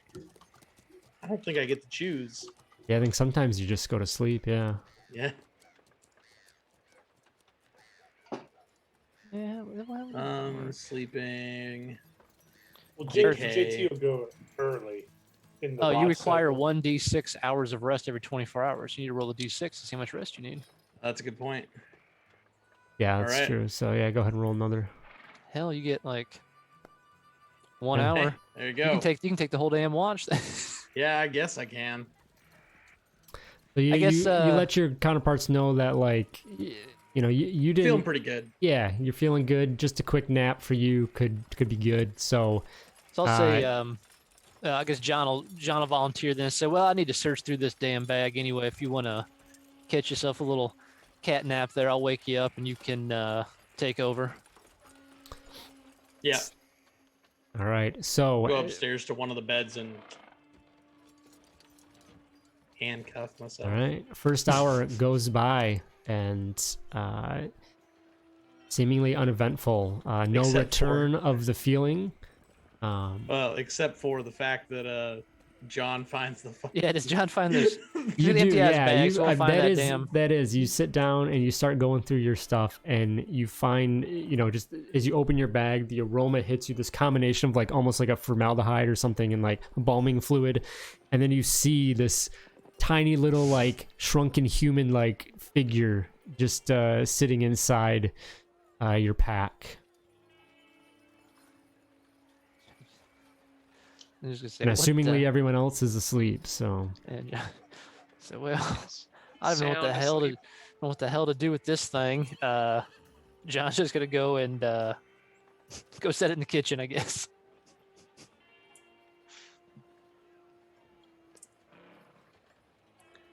Gotta do something to get rid of that smell. Gonna have to go in there, light a cigar, I guess. Gotta smoke out the area.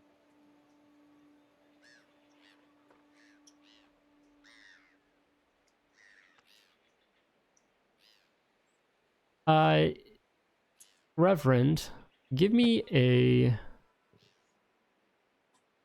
spirit roll. Oh shit.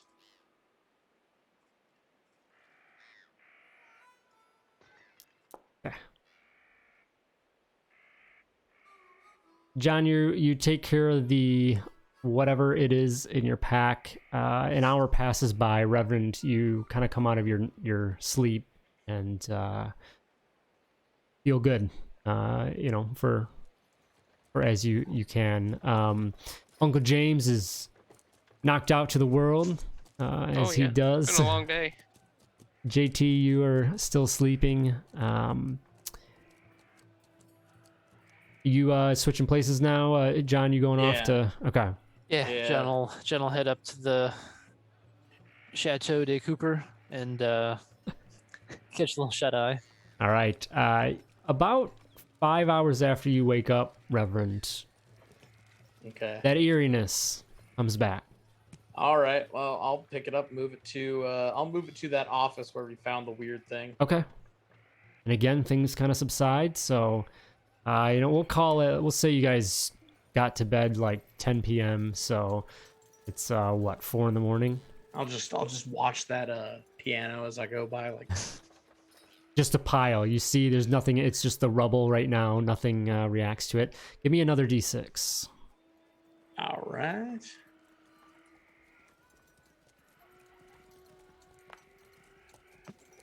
All right. So, as you continue just kind of staying on your watch, a few more hours go by.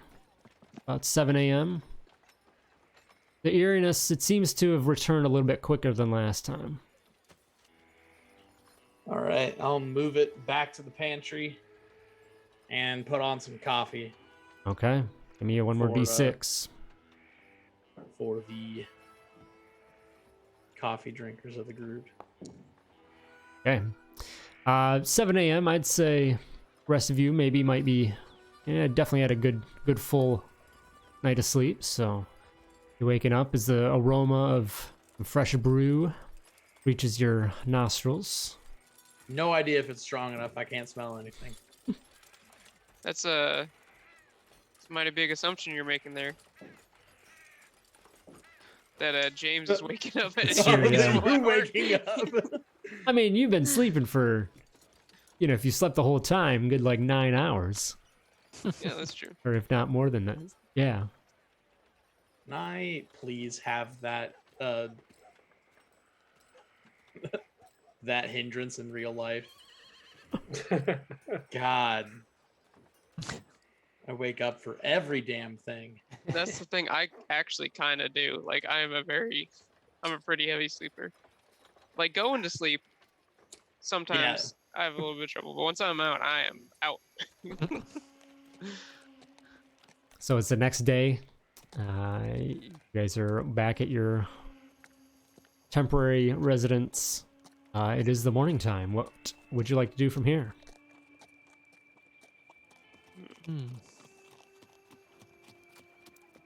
Well, some coffee sounds nice. And I guess we should maybe try to go through some more lens things here and see if we can find a code. And then what do y'all think about heading back down to what was Mountain that View. Mountain View restaurant. restaurant? Yeah. Asking oh, I've got her name. Nilly, Yeah, something like Nilly that. LaChance. Nilly, yeah. She might know anything about that.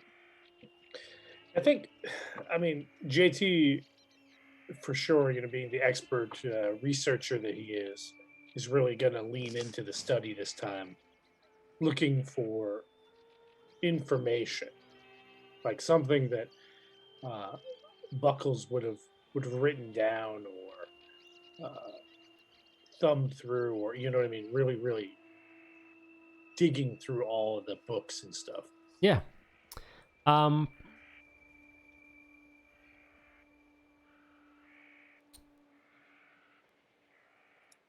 research is a thing. Yep. Give me.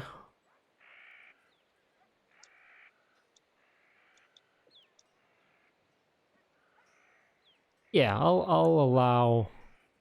Well, it's really. Give me a notice check first, No, I notice. please.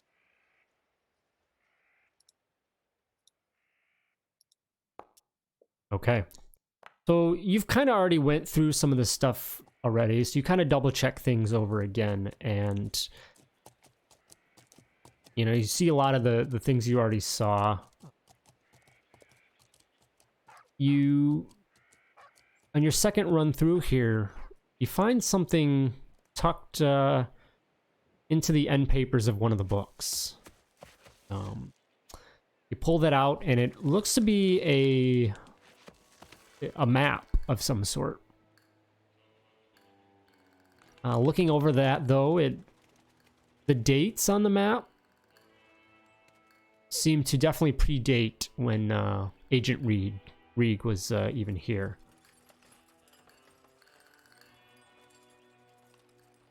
Is it a map of this surrounding area? Yes. Nita County, or? Yep. Yeah, kind of. Basically X marks the spot kind of a thing. All right, I'll bring that out to the breakfast table and lay it out. And say I found this tucked away in Mr. Reed's copy of From Where Thou Wentst Has Come. As I said, you would make note that the date on the map predates Reed. Right. So our esteemed agency individual must have obtained this from someone else. He didn't make this himself. It's a map of what again? The county. Of the area. County. By how much? What's that? By how much does it predate his A presence decent here? amount, good, like a year. A year. So it What still is the refers to it date? as the old town's name. What was it called before Heaston Hill? Terrytown Bench, I believe, wasn't it? Tarrytown, Yeah. Yeah. I guess on the map itself, is there any? I mean, is it just a layout of the town, or is there anything like specific on it? It's like, It's very crude drawing, kind of sketch out of the area. You can see where like the benches, or the main bench, and whatnot, and then it does point out just to kind of seemingly an empty area out to the Look at this map again myself. oh, you get that actual picture of it or anything? I do not. Oh, okay. So you're looking at it. To the kind of to the west of Heaston Hill. Towards Boot Hill. Sure.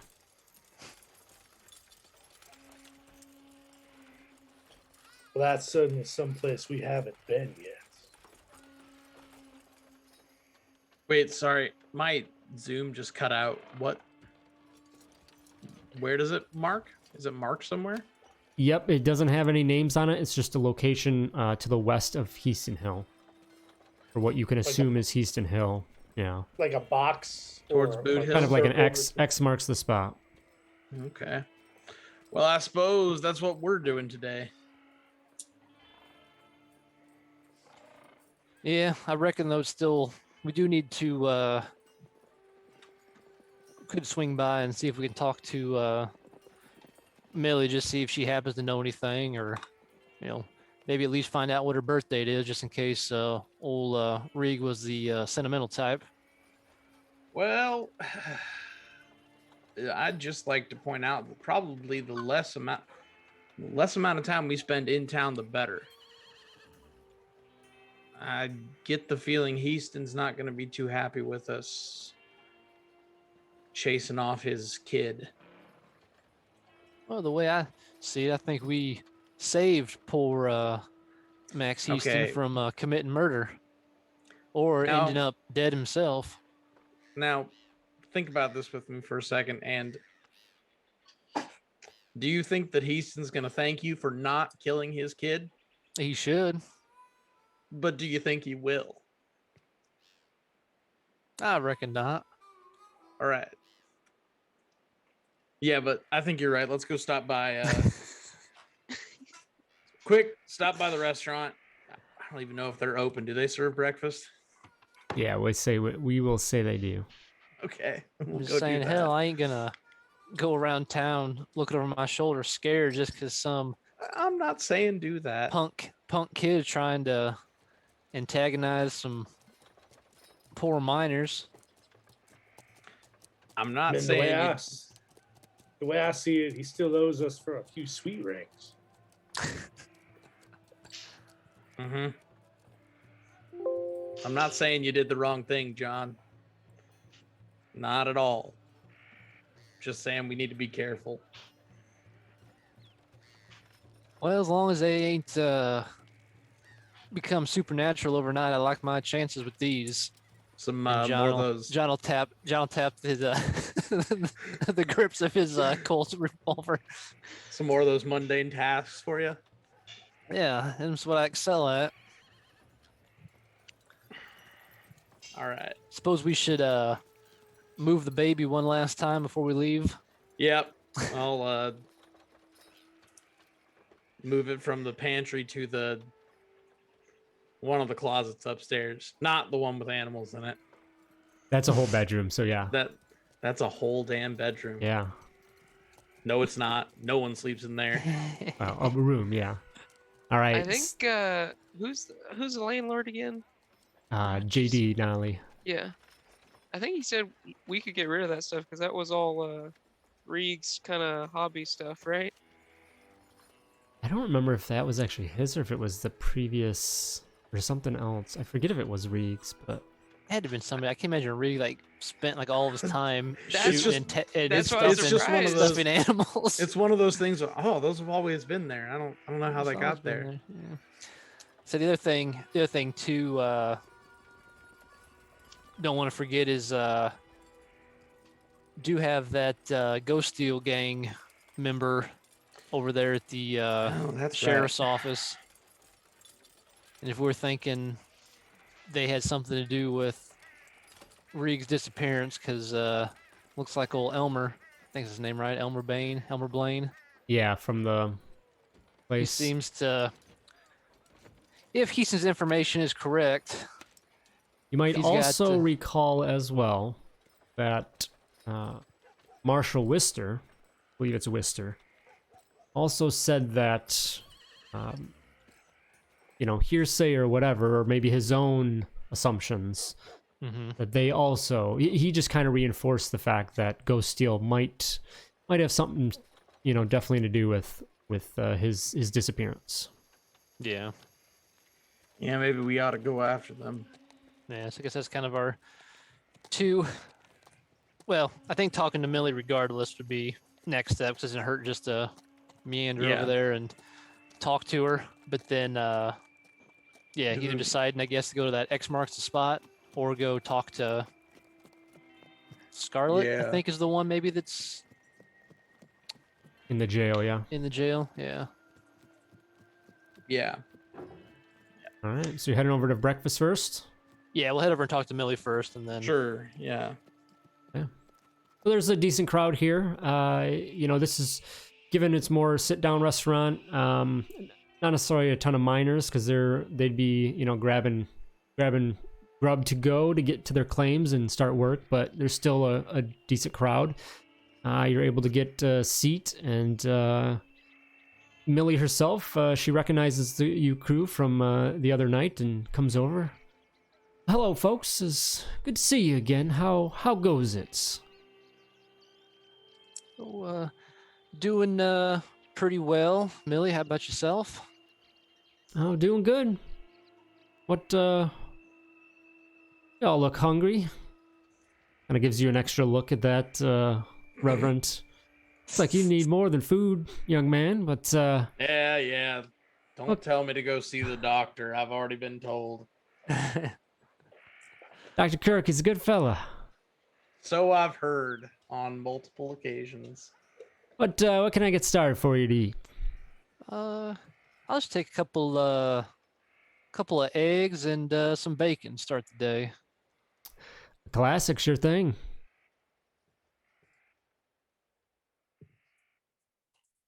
And y'all got any flapjacks? Absolutely.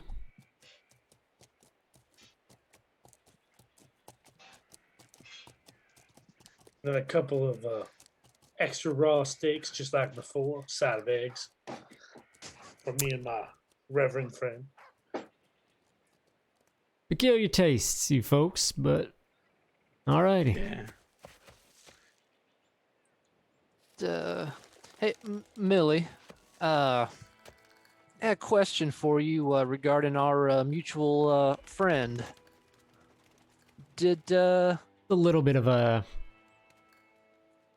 reaction to her, that's kind of a somberness that comes over her face as the topic comes up, but yes, we ain't found anything definite yet, one way or the other, about what happened, Lynn. But we did venture out to his mining plot with Prospector Bob, trying to get some more information. She knows his real name, right? yes, I think she Okay. did tell you that, yeah. Yeah, 'cause his real first name is George, right? George Reeg. Yes. Okay.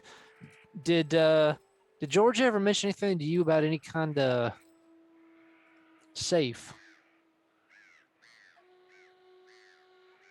No, no, not while we. Not while we. Well, whatever it was. Hmm. Did this may sound like a silly question. Did George ever mention what his birth date might be, or perhaps would he know what yours was? No, it hadn't come up. Mine was actually a couple weeks after he disappeared, unfortunately, but Hmm. Gail always enjoys celebration of that with her man, but seems things had other plans. Yeah, unfortunately, sometimes life works out that way. I can certainly sympathize. I lost my wife a few years back, as it were. She puts her hand kind of down on the table on yours as you say that, and says, I'm sorry to hear that." Well, if you can think of any kind of, I don't know, any dates or numbers of significance to George, perhaps the first date you met is anything that might be of use to figure out what that combination might be, it would be appreciated. Quick question: did she know him as George, or did she know him as Len? She knew his real name, so Okay. I just wanted to be sure. She did know that he was, Okay. Mm. I thought so. I just wanted to remind myself. Yeah. And I'm pretty sure she told us she knew he was a agent, right? Yeah, I would assume so. yeah. She with- said he. Yeah, she knew somehow, or he told her, I think. So. Yeah. But I She, guess he didn't tell her the combination. She scratches down some numbers on a little piece of paper and hands it over. Says, well, this is... I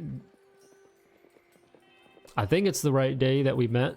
I don't know if that helps, but... beyond that, I don't know. Like I said, things just kind of...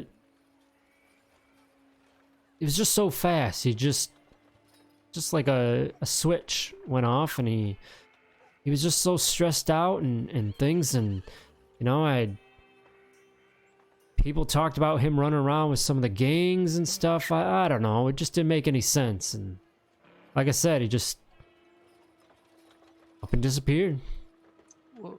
Would you hear about him running around with the gangs? What I guess as true or untrue as they might be, that's, I guess, worth us following up on potentially. Nothing, fortunately nothing specific, but just that when leading up to when he disappeared, he's just kind of acting weird. I think everyone felt that way, and he was definitely running about town all the time, and they just, unfortunately, it's just kind of the rumor mill, but Now, getting into stuff he shouldn't have. Any of the gangs in particular? I know when we rode into town, we saw a couple posters over by the marshal or sheriff. Marshall. Which At one the is jail, he? yeah, Marshall, yeah. Yeah. No, I don't. No specifics with these tales, unfortunately. Just Millie, did he? You said he was acting strange. Did he change in the way he acted towards you?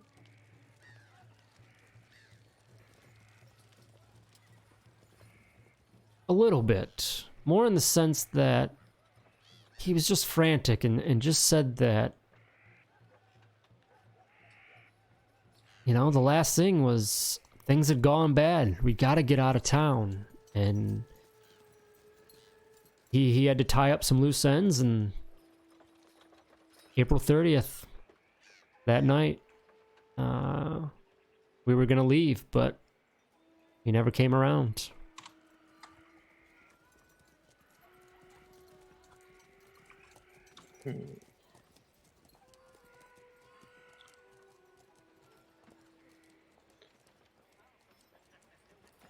Was it a progressive change, or did he just wake up one morning and start acting kind of crazy?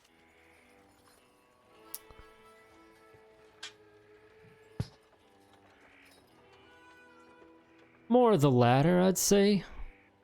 It wasn't sudden, but I think he came upon something that really, really changed things.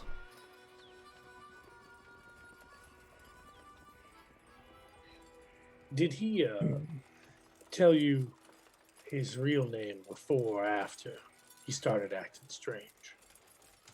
It was before that. I think he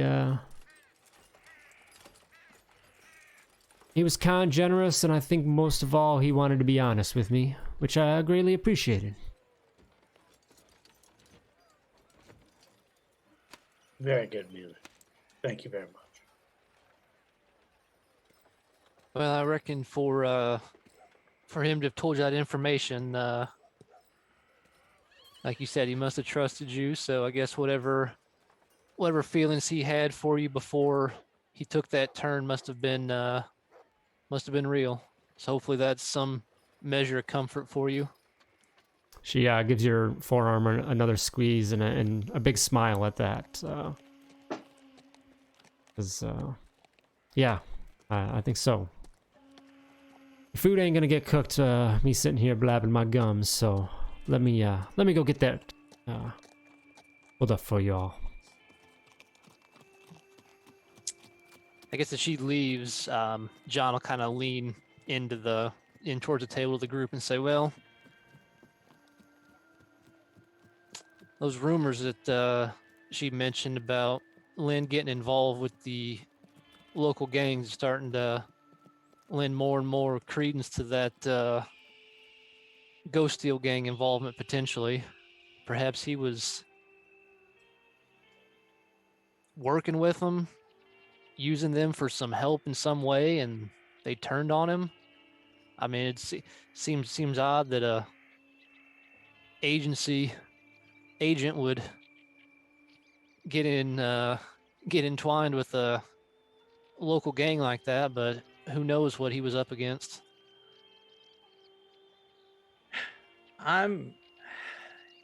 If it almost sounds like possession.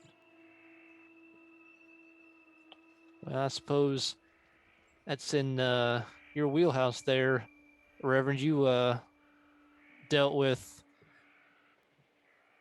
your current situation notwithstanding, but you dealt with possessions and the like in the past.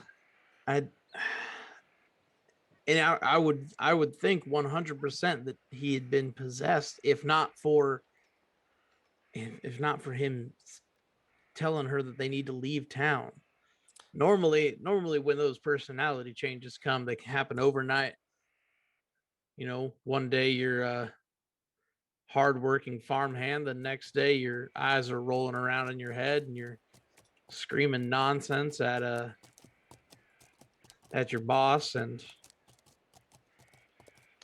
Yeah, well, I guess too, I know that that first night we slept in the house, I got some pretty bad nightmares myself. So I just imagine if he kept that rock buried down there in that cellar, night after night of nightmares and terrors, might start to fray on a man's sanity a bit. yeah, I wonder if the thing that he discovered, I wonder if it was that. What Millie was saying. Seems like he found something. Yeah, it's just still strange to me how that rock ended up there. I don't know if he did it himself, somebody put it there. It must have been, maybe his Ghost Steel friend stole it and he took it from them. We need Maybe to talk that's to. why one of them's locked up with the marshal right now. We need to talk to her. Yeah. Of course, question is going to be is who's the marshal really working for? The county or Heaston himself? Well, I guess we'll find out if he tries to arrest us. I don't particularly want to go waltzing up to the law enforcement office, being the person that I am. Reverend? What with my tuberculosis? You weren't you already talked to him the first time, weren't you the one that talked That's to him true, the you first did time? talk to him. Didn't I get some weird vibes from him?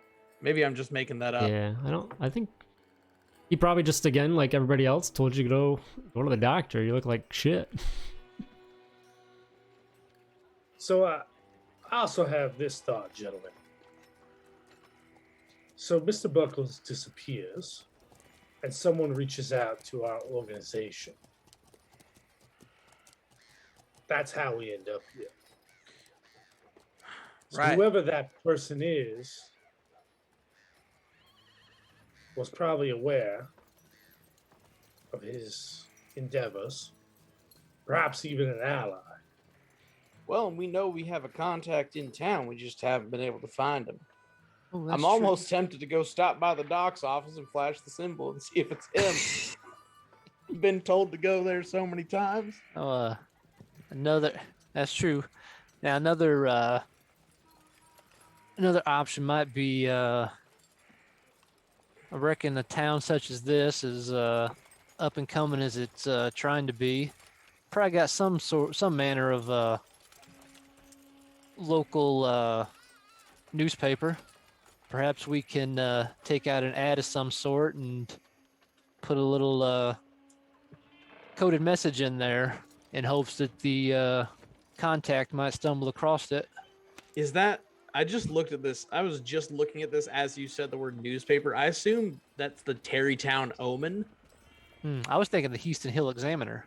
Oh, well, that's probably it. What the fuck is the Terrytown Omen then?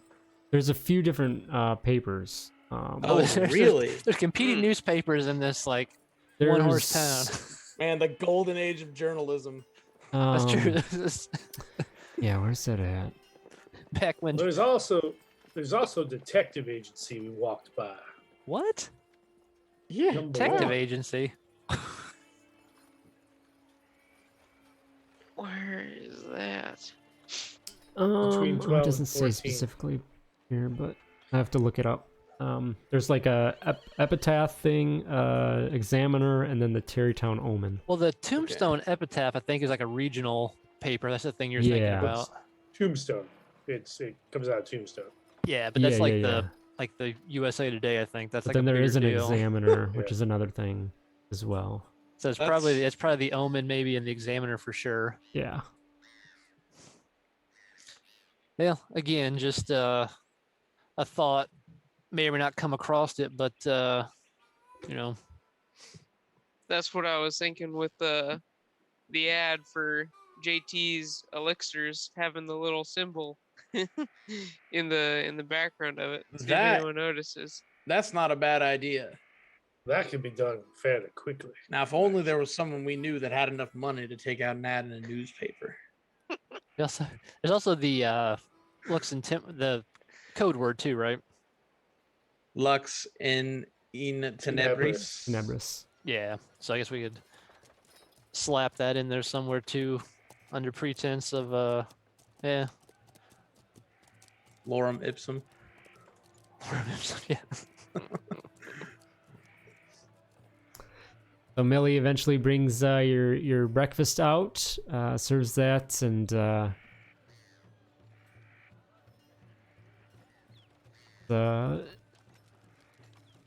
appreciate what you all are doing here to try and figure out what happened with George. This one's on the house. Do enjoy, and please let me know if there's anything else I can help with, or if you do find anything else out on your end. Of course, we'll let you know.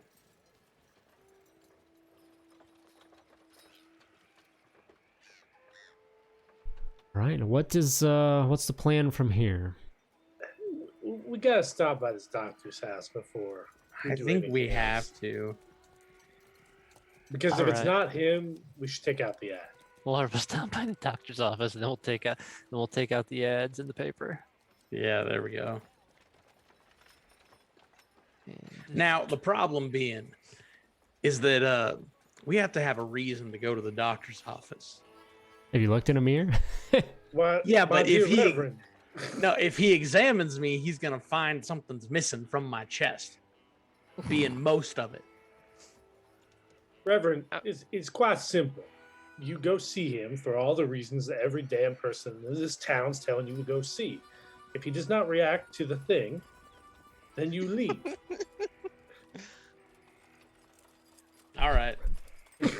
Wouldn't be the So- weirdest thing that worked. just tell him you got a cough. You need some of that laudanum there. Take care of Well, it. See, I've been to a doctor's laudanum for a office cough. before. That's a little extreme there, ain't it? That's what they did medicine back then. It's Yes, like, it is. It's very you got a- extreme. you got It a is- fever? Here's some cocaine. Actually, at this time in history, that was actually a weight control mechanism, was cocaine. Your doctor would give it to you if you were obese. Well, shit, maybe I need some So cocaine. it was. However, on the note of laudanum, For if they, legal uh, reasons, chat. That's a joke.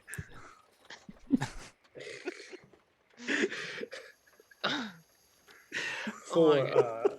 Have you guys seen the picture of the like one night cough syrup where it has a whole bunch of things in it? I have not. No. I'll see if I can- I mean, sure, I can go there and talk to the doctor. JT, something? So I've I been was just saying, on the note of the laudanum, Reverend, if he does offer it to you, I'll pay for it. I have some money. I want the laudanum. You want to buy it from me? All right. How do you know I don't want it? That was a joke. Moonshine ain't strong enough for you. You need to step it up, JT.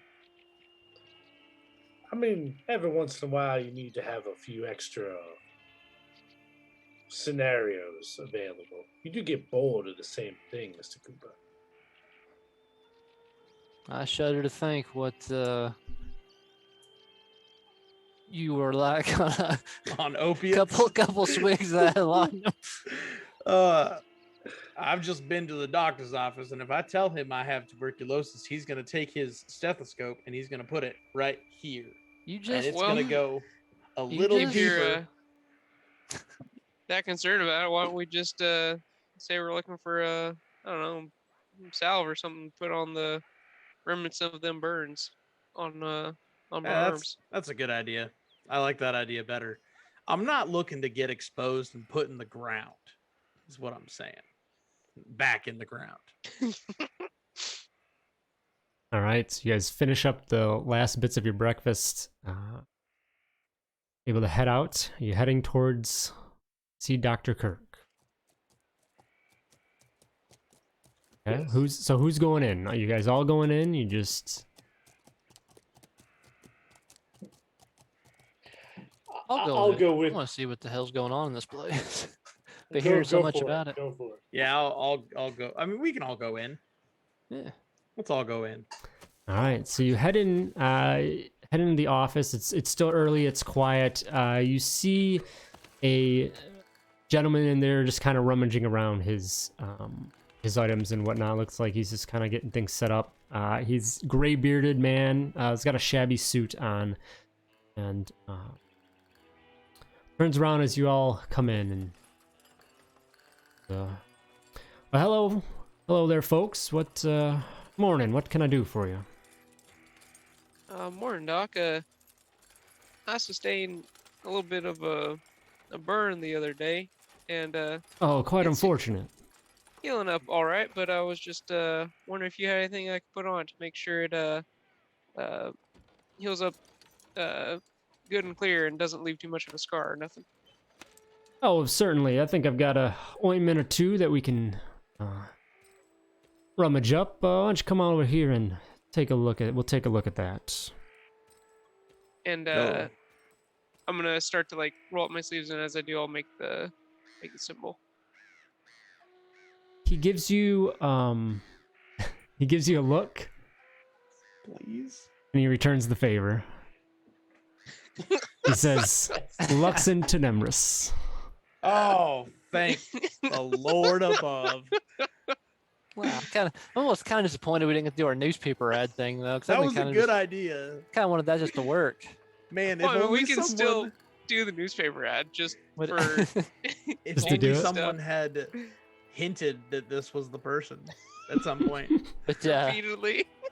would you have made that newspaper ad thing work for us, Todd, if we'd done it?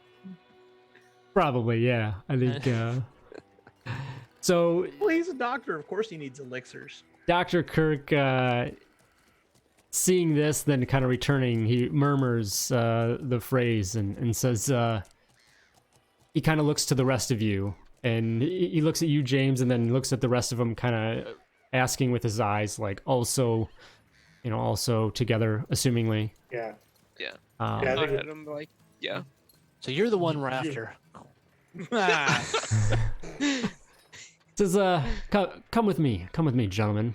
And he leads you into like a back office.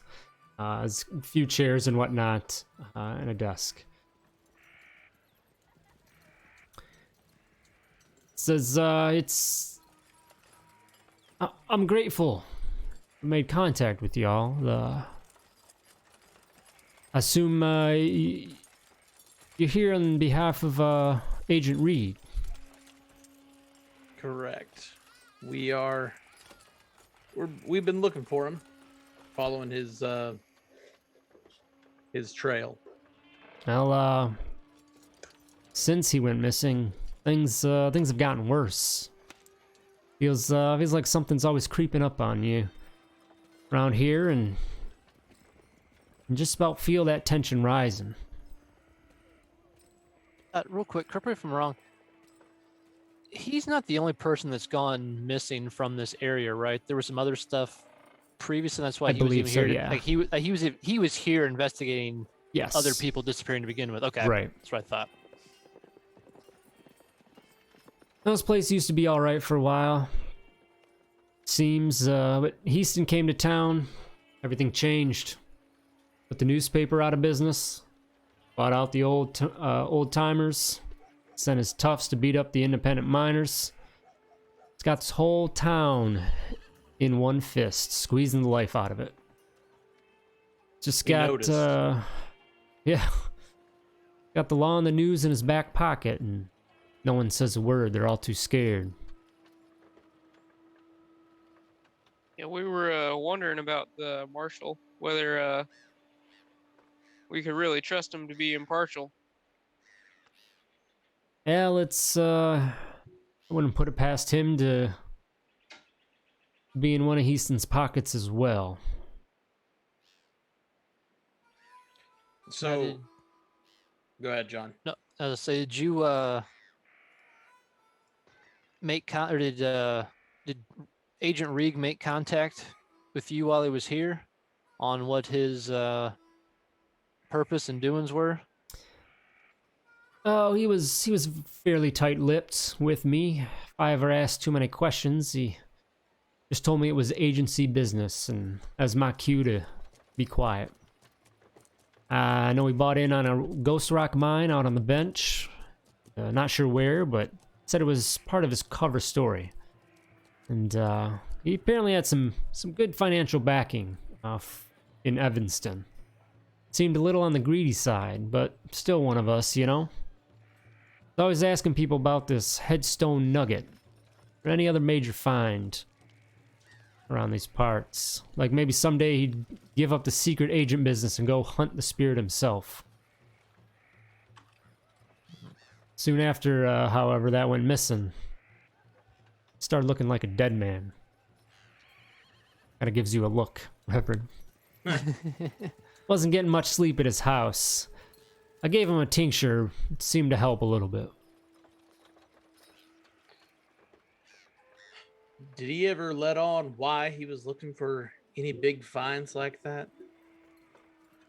No, as I said, I think that was part of that business that he didn't want to talk about. Just kind of, eventually it was all over the place.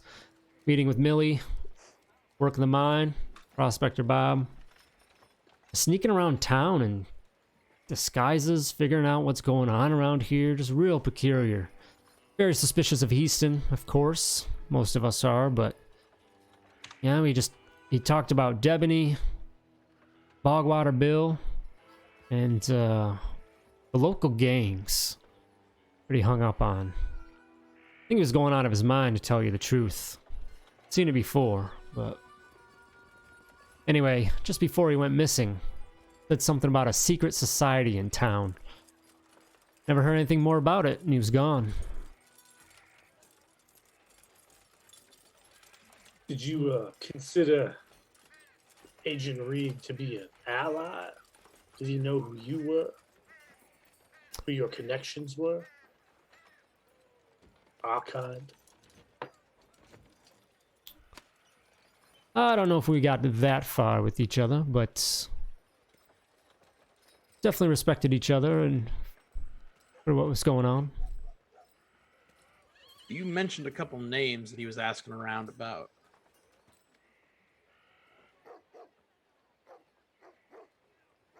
Yeah, I don't think I've. Could Have you we heard repeat of those names Bogwater there? Bill? Say Bogwater Bill. Bogwater Bill, Debony. Oh yeah. You know Oh, Debony. Frank Debony, Yeah, yeah. Frank Debony. Yeah. Yeah. And then the We can local never seem gangs. to get hold of. Yeah. Yeah, well, maybe he's back in town. Yeah, that was just yesterday, I guess. I forgot it was like just a few hours ago. Bogwater Bill. Who's Bogwater Bill? Bogwater Bill. You never heard of Bogwater Bill? Never in my life. Well, you have to Or now. have to head on down to the music hall sometime. Lila Denslow, bless her heart, performs a bit of a song, a tale about Bogwater Bill. It's a story of a gentleman that, kind of went an odd way. Got lost and supposedly is out there kind of haunting an area. And Let me He was Haunting the swamp. that west of town. Near Boo Hill. I'm not certain where that is. I just, as I said, I just know the legend myself as well. Now, he was asking about Bogwater Bill. He was talking about Yeah, him. just mentioned it. Yeah, like I said, he was Okay. just kind of talking about this and that. And this secret society, did he say it like it was a sinister thing? I mean, How many Yeah, secret I got a societies little are you bit. aware I of? got a little bit of a feeling of that. Definitely. He didn't mention anything like a name or who might be part of it. He did not. this just I gets think weirder and weirder. perhaps he got a little too deep into it, and that might be cause for his disappearance. Todd, I don't recall anybody ever mentioning the Terrytown Omen. The paper? I find it interesting. We're all assuming it's a paper, but it's located way outside of town. That's a good point. Wait, Oh, where the hell yeah. is it? It's all the way to the east, by the river. No, that's 52. Oh no, it is. You're right. That's not Oh, a paper. yeah, that's not a What is newspaper then. that? Do we know what that is? 52. Where is it at? All the way to the east, down by the river. Let me Over there see by if it's by the bog water. in our guide. Hold on a second. Yeah. I mean, I guess if you don't want to just tell us outright what it is, because we need to Well, discover because it. I remember something then. in the guide Oh, I see it. about drowning, a woman 52. going out and drowning. I guess we could safely assume it's not a newspaper, though. Yeah, I'm pretty sure. I guess we can leave it at that for now.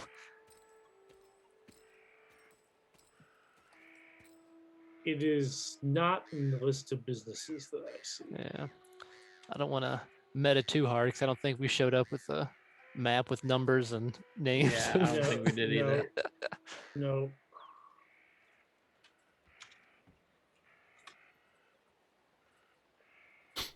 You gonna say? Yeah, you're not mentioning anything to Kirk about Yeah, that, 'cause are we you? don't even know. We don't know. No, we don't we know don't that even place know it exists. exists. Yeah. We don't have Okay. anything to go Well, on. you have the news clipping. I don't think it Nothing. specifically mentioned doesn't though mention anything about Terrytown that. Omen or Alright, alright. anything. Yeah. So. Well, there's also what mystery of why would there be two newspapers in this little town? There is not. There's, I think the only the one. Yep, that makes more sense. And it sounds like it's Doc. the one that Heaston set up. It's Heaston owns. Yep. No, he took it over. Yeah, Doc, you how long you been here in town? Well, I came to town.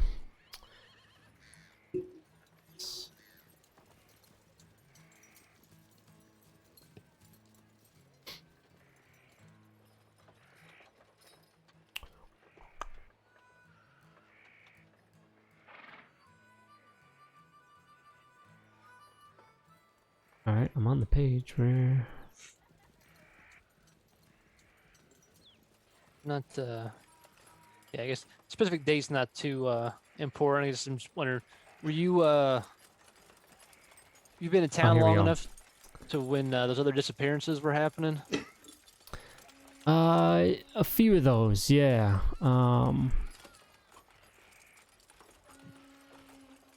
Oh, the Omen is a paper. It's the name of the paper in the first clipping. The first clipping. Oh, really? Yeah. So is that the one that got put out of business then? Yeah, I want to ask him about that because this is a suspicion I had early on. Well, and he did mention the news, Yeah. so it's not completely out of line to mention that. Okay, so what are you're asking him something?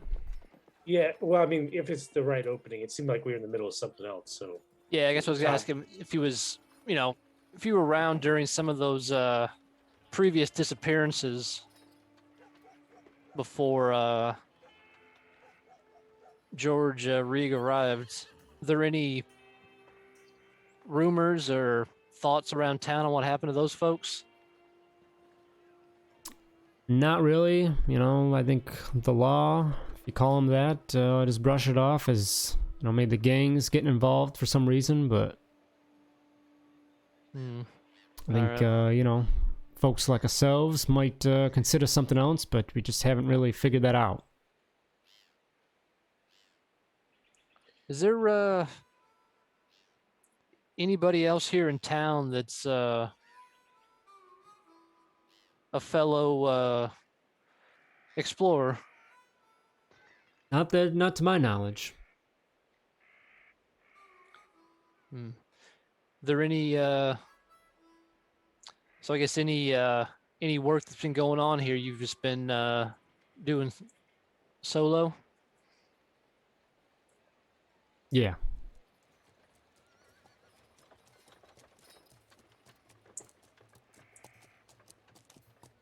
Ow.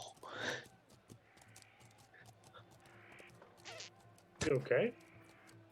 I whacked the bump of my ankle right against Oh. something, Not gonna feel good. Yeah, you'll feel that. like the edge of the furniture. Yeah. Yeah, shoot about the ask about the Omen now. So, Doc, I assume you moved into Terrytown because were you serving out at Fort Bridger before you retired? Is that fairly accurate?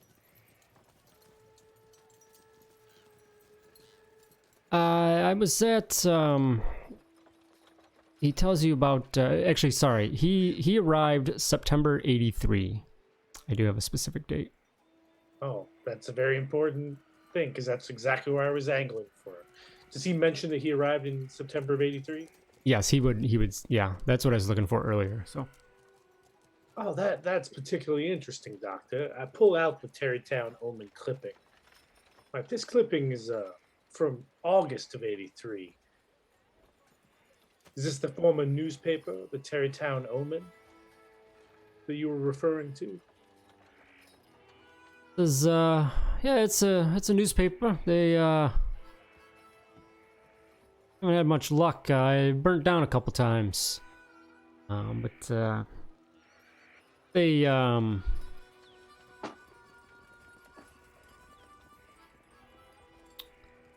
they operate like way out of town or something like that.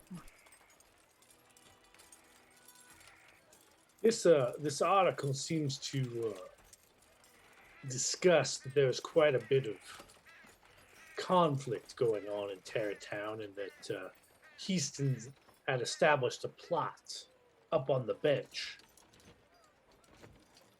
60 acres, according to this article. Does any of this ring a bell? I wouldn't put it past him.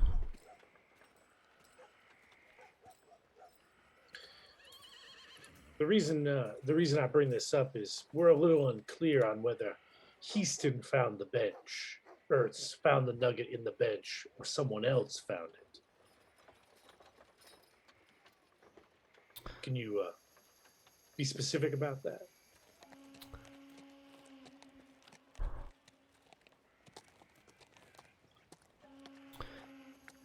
I believe Because in our guide it says someone else found it in January of '84.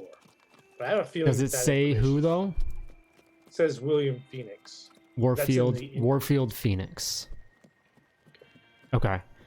So yes, that's records would say that that's who originally found it. And then finding that rock is what sets off the rush to the town. And then somehow Easton must have acquired that.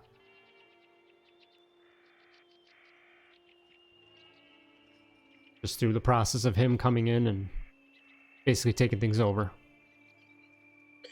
Well, yeah, because by April of '84, they're saying 100 tons of ghost rock was extracted from the bench by Heaston in the Examiner clip.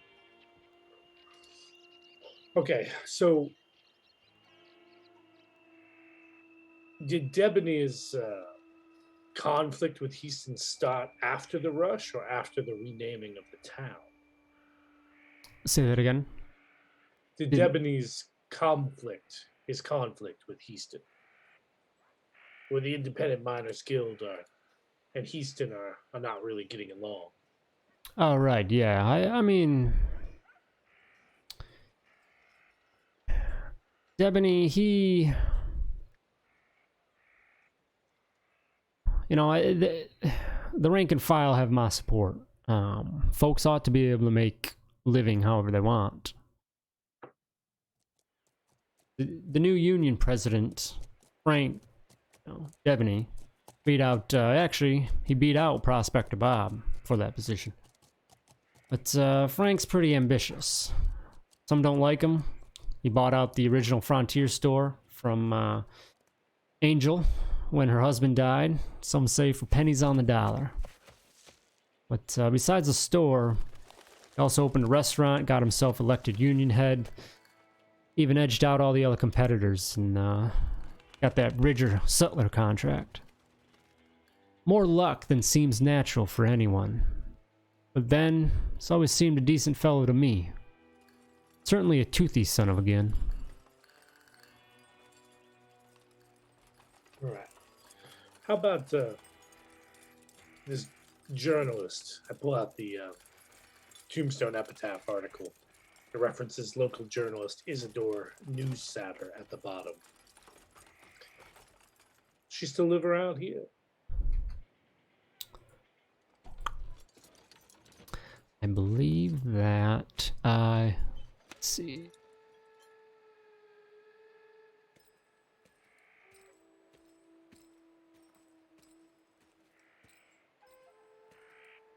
Yeah, he says, Yeah, Isidore, he should still be around. He runs the... You probably find him either at the office, the Omen office, edge of town, or...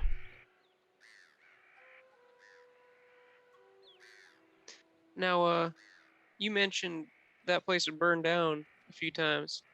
I know the Easton boys have been harassing some of the miners about buying their plots. Do you think it could have been them trying to kind of edge out this operation, or?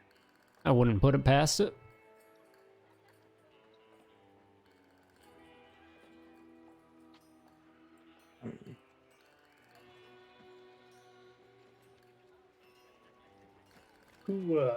Doctor, who would you trust to perhaps give us the lay of the land for who's opposing Heaston directly? Difficult to say, to be honest. Easton, hey, how long you all been in town? You've been here more than a night. I reckon you already understand how much of a close eye Heaston keeps on anything and everything that goes on around here, so... That list is very short, if at all. Oh yeah, so be mighty aware. That's a good point. If he comes asking you about why you're meeting with us, you can just tell him you're treating me for tuberculosis. Gives you a nod. He does like a quick flash of the hand symbol as well as he says that. He says, of course, of course.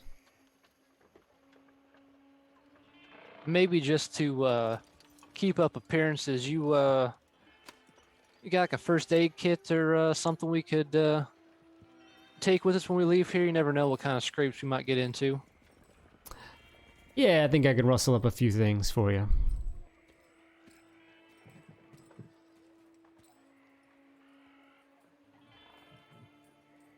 He goes and grabs a few things and puts them together.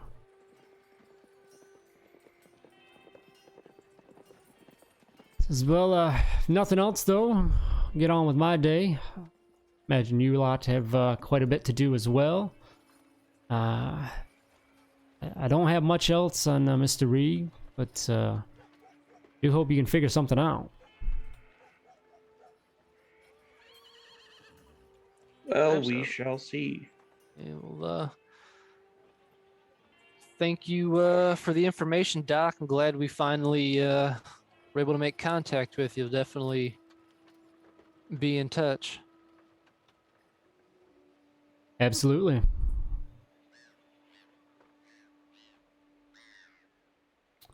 And there was actually something he says for like healing and whatnot. Yeah, he tells you that, if you guys need any further help or whatnot, you can get any medical care you need free of charge going forward as well. So Appreciate it, Doc.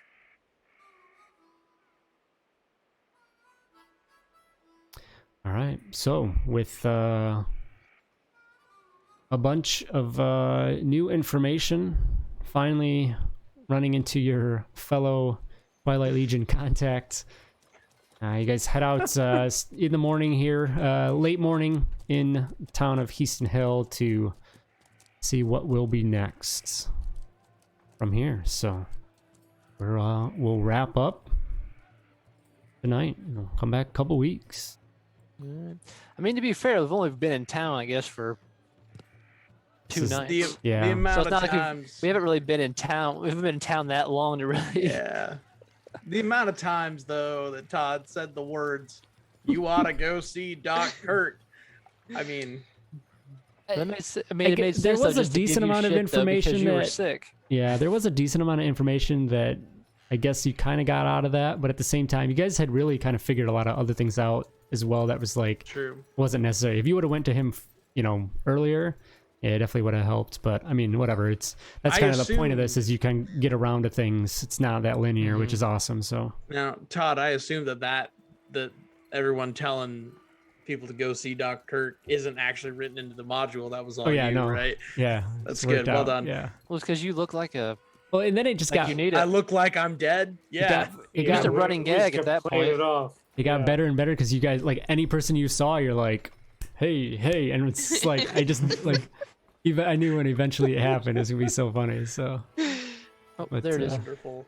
Um, Just top Todd, 10. the thing that he put together. What I was trying to see was if you actually, except there's actually a medical bag or yeah, I was trying to look that up first too, aid but kit. Yeah, I found it. It's actually called Doctor's Bag. Is Okay. a thing that's in Deadlands rules. cool. What am I, a joke to you? So it's well, it grants a healing reroll, so you can roll healing if you have a problem. You can re-roll it. You get 5 re-rolls. There's actually a healing thing you can do without like your faith thing, just like a standard healing roll. Sure. You could turn to science if you want to. Mundanity. Nice. That's right. Just some mundane bandages. I'm just hey, never know. Science is modern magic. I What don't if you get understand hurt? that gauntlet. What if you get knocked out? And we gotta try to heal you. Good luck. I just got to I'm think pretty about far healing gone the at healer. this Yeah, point. for sure. So, all right, Pretty guys, far gone good at that stuff. Good late episode, but that was fun. Glad Yep. to get through that stuff. Made good progress. Probably hit you guys up in chat and whatnot to kind of see what your intentions are. I mean, I've got ideas anyway, but Yeah, my initial thought is probably at least we should probably start heading down that ghost steel path a little bit Yeah. at some point soon. But it's- yeah, we can figure out specifically what we want to do because I know we have a couple Mhm. threads to pull on here. Yeah. so, awesome. All right, well, good. We will see you guys all in 2 weeks. End the game with more bennies than I started with. That's never. Yeah, there you go. Need to